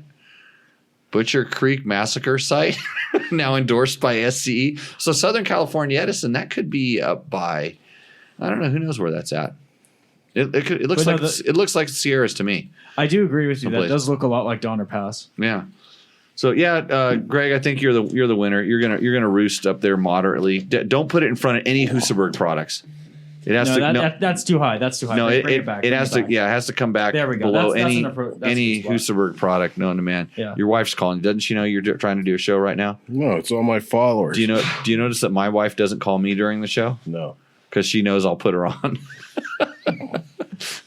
Okay. What's next? What do you got? I'm glad I lit the ceremonial candle. Just really set the mood for Jimmy, this. Yeah. What do you have next? We have some more chat questions that we didn't really. Oh boy, here we go. Is that second Tecate kicking in there, George? You need some tequila? I got some Four Seasons right over there. I'm good. Yeah, that is Four Freedoms. I mean, Four Freedoms. No, got to go with Matt to Vegas tonight. Oh, partying it up in Vegas, huh? Yep. Put up the questions, Matt. We're gonna can't read that. The nightlife. Get something science. Trust the science. Trevor Sagan, Electron, Billotron 38 versus Smart Carb for my 2016 KTM 300 XCW. What's wrong with stock carb? Doesn't say. He just wants to know. He just wants your opinion. I've not ridden specifically either of those bikes, either of those carbs on that particular bike that I know of, and I'm not 100% sure I've ridden the Billotron one yet, but they're kind of the same. They're basically a metering valve carburetor. If you want your bike to be a lot smoother and like the guy with the 450L said, sluggish. throttle response, but I mean in this case, I would call it. I don't want to call it sluggish because they actually sometimes they can meter. I don't want to say jet. They can meter very well. Smoother than the stock ones, but they don't seem to have the same throttle response that, or the ones that I've ridden. I can't say this because I'm pretty sure you could probably jet them to have all different kinds of throttle response, but they don't seem to have the same throttle response as the Kian or the Mikuni. And I don't know which carb his bike has in particular. What year was it again? It's a 16 KTM 300 16. XCW. I think that's a. They're back on Mikuni at that point. So I can't remember. Changed too many things. Didn't you order like a Chinese knockoff carb or something to try? Yep, and I still need to put it on a bike. I haven't put it. It's kind of funny because I got that carb here, and as Logan would say, it scared all the other carbs into submission. They thought they were going to go in the trash can. Yeah, everything's running pretty good. Yeah, they're all tend to be working, and I haven't had the need to. Is there a lowered KTM that's not? A lowered KTM? Yeah, isn't that one not? No, it started right up and worked perfect. The problem was, okay, so here's a good one for you. So we started up all of our rental bikes like we always do on Friday, or like Logan is supposed to do on Friday before the schools, and he started up all the bikes, didn't say anything, everything was fine, and disappeared. So come Saturday morning, I've got 4 bikes rolled over to the shop that the notes were only runs with the choke on, stalls, doesn't run, and dead battery because his electric start and it was cranking it. Like 3 or 4 bikes had this note on. They were just piling up, and I'm panicking. I'm like wondering what the. So I'm pissed at Logan, right? I'm like, he wasn't there. I'm pissed at him because they all started up the day before and they all worked just fine. And magically between then and now, which is less than 12 hours, none of them work and the batteries are dead. Because usually when they start up, the batteries get charged up and where they start up the next morning. Yeah, it was cold and all this stuff like that. So I'm like kind of pissed at Logan. I wonder if he's watching the show. He wouldn't watch the show. No. Got better things to do. Yeah. It's all those girls. So it just occurred to me to like, because I looked the other thing that these bikes all had in common: George, Jim, Matt. Yep. The petcocks were in the on position. Okay, that means like they have reserve. Petcocks have on and reserve. And so I gotta bend over to see that.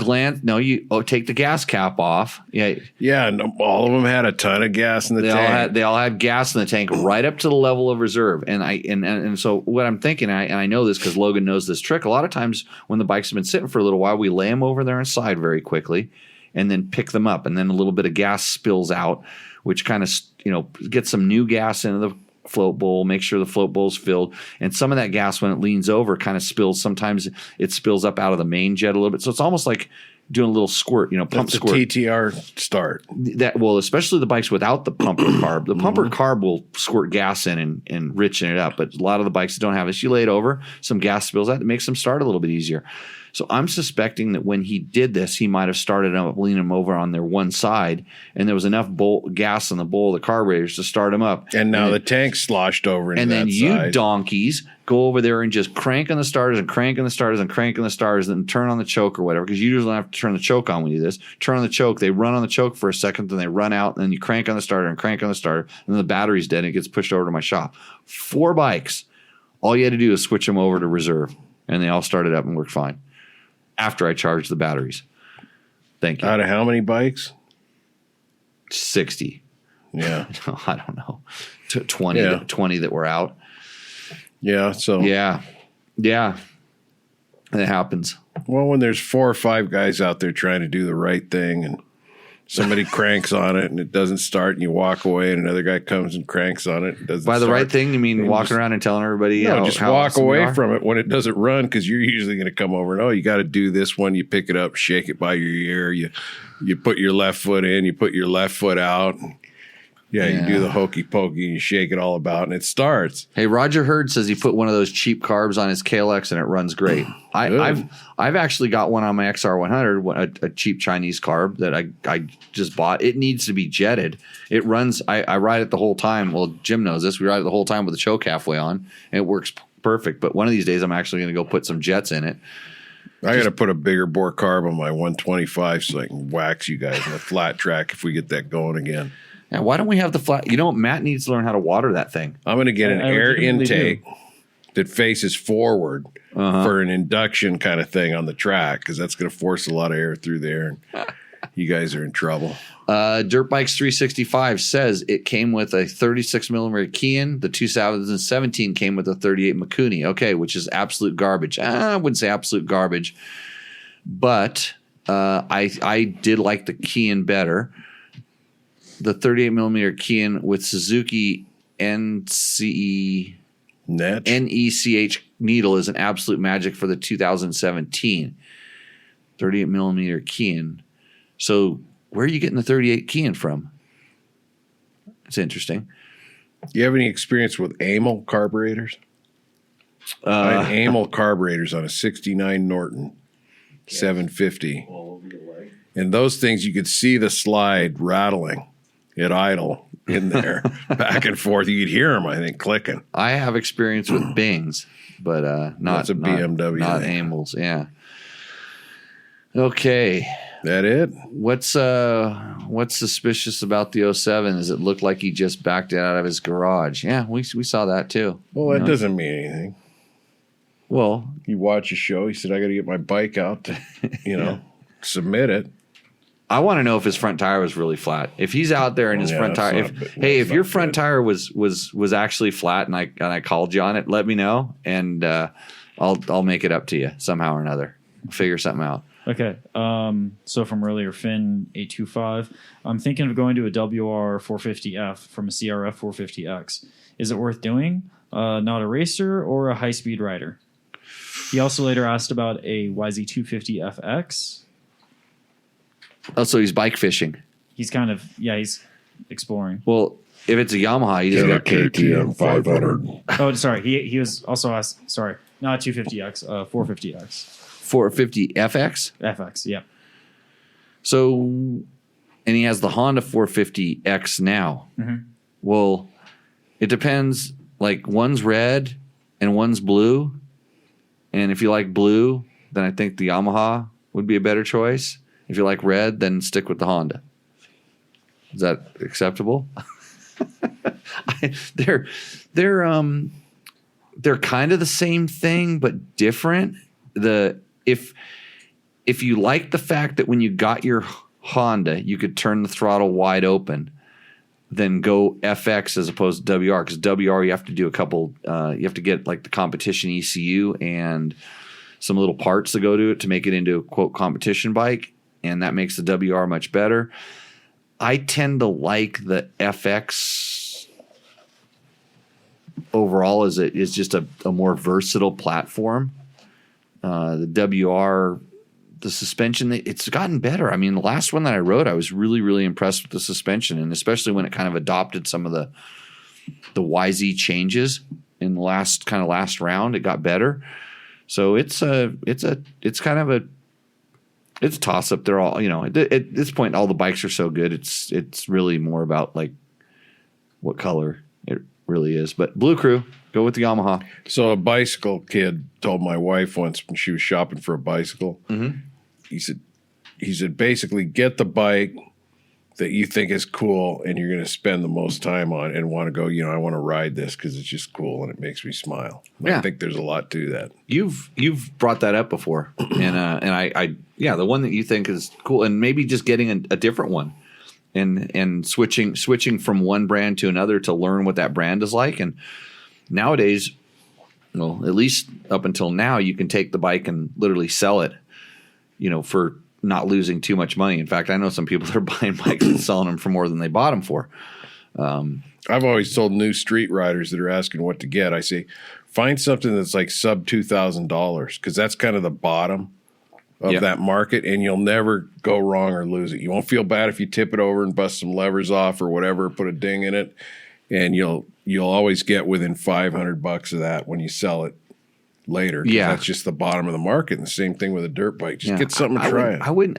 With the dirt bikes, I think you have to be a little more careful about going down the bottom of the market because these things have been crashed and maybe ridden pretty hard or just slapped back together after a mechanical, and they're just trying to kind of get rid of them. So when you start finding where the basement price is, where the low price is, if you pad it with $500 to $1,000, you're going to get a really good bike. A motorcycle that you can learn with. And when it's adventure guys, I just say, go find a KLR 650. Find it, ride it. You can sell it for what basically what you picked it up for after you've ridden it. And then okay, did I really want an adventure bike or did I want a dirt bike or do I want to get a better adventure bike? Well, a lot of new riders don't realize what it takes to ride. When it's cold, you got to put on gear. You got to do this. You can't just get in the car with your cup of coffee and take off. And they may just totally not like the lifestyle if they're just like a street commuter or whatever. And so, don't go buy the $25,000 Harley and decide, I'm not really into this. I thought I was talking to the guy who got all his gear on. He went to McDonald's for breakfast in the morning, even though he doesn't have a dirt bike. Well, that's okay. I was going to send you something I got in the mail from Aerostitch. It explained all their different suits and what was good for you. Everything, but I didn't. That's why I wear Climb. There's a big difference. Yeah, I wore a lot of Climb in the last several days. Yeah. I like their gear. It's good. That's a buy once, cry once type of thing. But the stuff lasts a long time. So Climb News. Climb has some new Arsenal backpacks. They have a 15 and a 30 brand new, just released, new and improved. It's kind of funny because that's after the vest, right? No. The Arsenal, they make an Arsenal vest too, but they make two Arsenal backpacks. One's a 15-liter backpack and one's a 30-liter backpack. And after the show where we did with the Captain Larry, we talked about safety stuff. Showed I spilled my guts of my backpack out on this table right in front of me. Man, that's what I'm into spilling on this table. Just a habit now. I'm going to try to light it on fire. It's getting close. Where's one of those endo bikes? I'm just going to light it right here on fire. A 3-wheeler? Maybe. So after I did that, I realized it's like I need to replace this thing. And luckily I had one. I had a brand new one that because I knew I was going to have to replace it, and it's just been sitting there probably for about a year.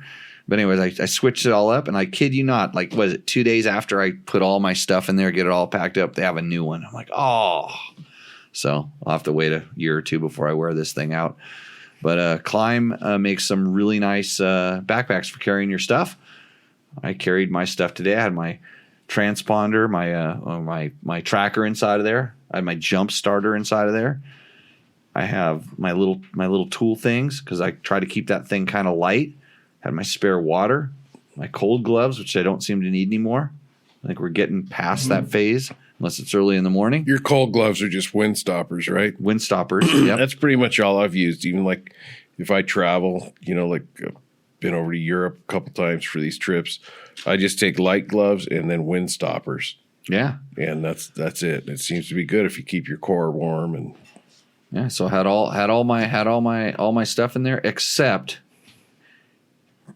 my fire starting, because we noticed that I didn't have that when we poured everything out, and you think I would have put it in there? Nope. I went riding over the last week. I was out doing some riding. It was freezing cold. I was way up in the mountains. It started snowing. I'm kind of pretty deep. Rode down a trail that had a couple ice sheets in it, and I wasn't going back up.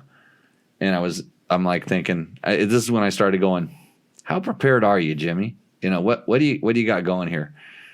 And I remembered, dumb shit, you didn't put damn fire starter inside of this thing. And so this is when I just go, well, you're gonna have to pull the spark plug out, spill a little gas on the thing.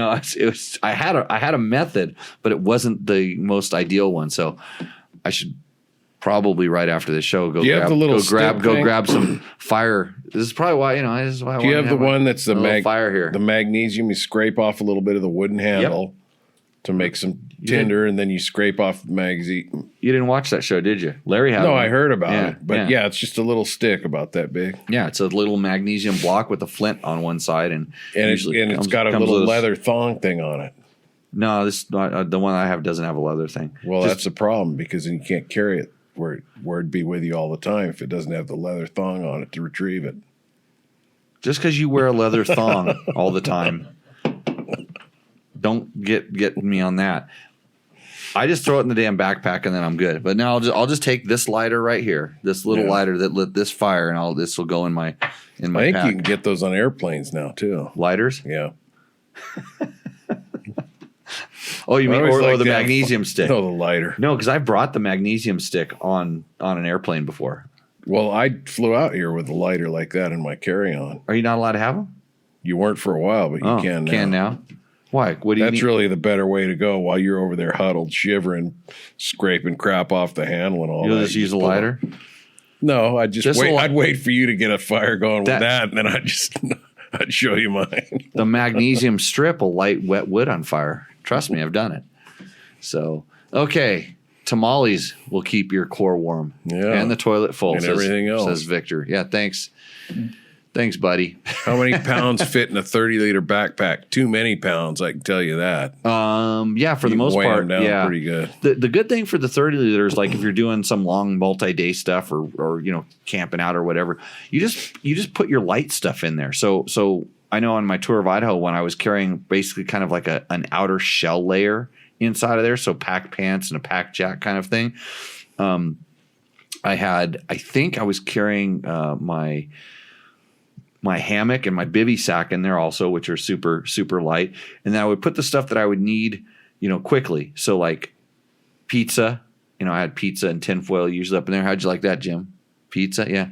Might have been a beer or two stashed in there someplace. But light things.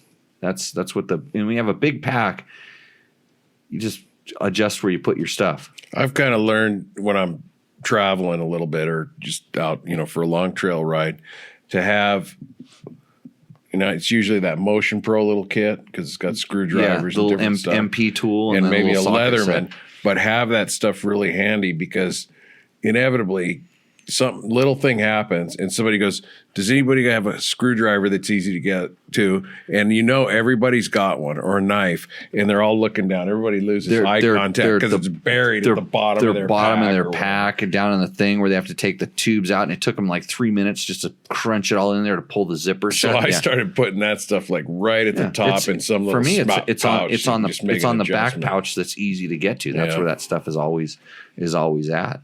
So, or you put it in your belly pocket. Arsenal vest. Yeah, if you have an Arsenal vest, you put it in the easy packs there. Yeah, that's where I keep that, my jump starter and stuff I was Arsenal vest guy for like 3 solid years until I switched to that pack that you saw last time. I switched over to that one because I kind of wanted to. I was getting the Arsenal a little bit heavy, but I liked the way it dispersed the weight. And then I kind of started taking a lot. I used to carry a full on tool pack with me, like kind of a sleeve. I thought to myself, how much have you used this? Tire irons and all this stuff like that. And I'm like, I haven't used it. I've been running a lot more mooses and not, if I go someplace where I know I'm going to need a lot of this stuff, maybe I'll take it. But now I'm just as quick to put on some like those light saddlebag kind of things. I've gone the same route because my back was giving me issues a year or two ago. And so I kind of quit wearing the Arsenal and started putting stuff in my little, I think they're Mojave. Those little tiny bags on my 500. Right. Started putting more of the weight in there, but so then I went to that small climb backpack with my bladder and just a couple of things, light stuff, maybe my wind stoppers or something. Yeah. But yeah, same way. But I'd like to go back to the Arsenal and you have to be disciplined not to make it too heavy. You know what? I almost Get in had your wallet. I almost had a really awesome bitchin' thing to put on the board here, and it's kind of funny because I just got a text from Ryan Hanna who sent me that. Remember that we used to have the picture on the scroll, the one with Ricky and Andrew and myself. Oh, yeah, on the Dakar and Dana Laporte. He sent me that picture. I have it in my truck right now. Oh, really? Yeah, I've almost Go got it. get it. Almost got it up here. No, I'll save it for next show. I had to have something kind of interesting for the next show. So it's running down kind of the end. Jim Jarvis agrees with me and says the Mikuni works fine. The Mikuni does work fine. I remember the last time we tested a KTM with one of those, I wasn't super happy with it. I was kind of like between jets and between needles a lot. And I think I got the JD jet kit for that because I wanted to just try one that it'd been a while since I'd actually tried the physical jet kit. And I put it on there and it worked really good. Just saying. So, yeah. Well, I'm glad we could answer some of your questions, most of your questions. That about wraps it up. The devil didn't. We didn't get into religion tonight. We did everything else. Spilled the holy water. Lit the fire. Barely made it through this whole show. A lot of endos. On Rooster Endos. You guys got to kick it up a notch. We received 100 messages on chat today with Restream. That's good, George. Your call out to want to know where everybody lives. What's that? Dirt Bikes 365. George likes the 500. What year and what did you do to motor fuel? Your 500? Yours is totally stock, isn't it? Yours is a 16. 17. With 400 or 500 hours on it. Yeah. 14,000 miles. Totally or something stock? Motor wise, yeah. In fact, I think I took the valve cover off because Victor shamed me into it. He said it looked like a funnel leaking. cake fryer at the LA Fair. But it wasn't dripping on the ground. But it was, it was caked. It was leaking a little bit. You checked the valves and they were put perfect. one Right? shim on. Oh, we did shim in it. there. Yeah. Okay, wow. And then you left your magnet in there for a month. Listen to this. Yeah, so George pulls up and I saw this metal thing sticking out. I'm like, George, what's this? And I reach down and pull out. It's the little telescoping magnet thing, Like an antenna. It's like an antenna sticking out of his skid plate or something. And I'm like, how did the hell did this get here? And he starts blaming me for it. And He says, I've been missing that. I've been missing it month. in fact, I missed it so much I bought 3 sets of those things on Amazon. One to give him. And now he returned mine, and now I have one, another one, and stuff like that. So when you are shopping through Amazon, click through the links on Dirt Bike Test. Usually at the bottom of one of our fresh dirt posts, you can go in there at the bottom of the story. You'll see a bunch of products listed down there, and it might be like high digit items like TV sets and all the other stuff we want you to buy. But if you're just going to buy a little magnet, go ahead and click on that link, and we get a little small share of that. If you're doing stuff from Rocky Mountain ATV MC. Same thing. There's a banner that you can go through on dirtbiketest.com, and we get a small chunk of that. That does help us out. It allows me to dangle carrots in front of guys like Trevor and Scott to post more content up. And Matt over here is wondering where he's just like, look, he's giving me this look. Ever seen a puppy dog and they see you eating? That's what Matt's doing right now. He's giving me that look. So other things to be aware of. We have our episode 3 of the Better Rider podcast coming out. That'll be coming out this Thursday. It's featuring none other than your favorite co-host, my favorite co-host, Logan Tyler. So it'll be another hour. Does he talk? It'll be half an hour of me talking about myself. Which we recorded those a while ago, and it blows my mind just how much older he looks since recording that episode. Really, and it was only a few months ago. Yeah. You can go to jimmylewisoffroad.com/online courses, and we have a beginner rider series up there. And if you use code TechTalk22, you'll save a few bucks on that. So if you are trying to teach somebody how to ride, don't do it. Let us do it for you. It'll save your relationship with that person. I promise you. Oh, yeah. Put out the BMW MOA thing we just learned about. That's a good tip for everybody. That's going in our newsletter. Sign up for the newsletter at jimmylewisoffroadracing.com. All that information will be there. And I think with that, we're going to got one last question. Should we answer it? Yeah. Lucas wants to know, any tips for AER fork tuning, XC and hard enduro style riding? Yes, Lucas. Play with the adjusters. Play with them. I have found that the air pressure makes a big difference, and go in like 2-pound increments up and down to see what you're really trying to do. It's essentially like changing springs. It's simple. Just if you have the tool, it's a pump or two, and you're good to go. And play with the spring, basically the air spring first, and then start going into your clickers. And it's like anything else.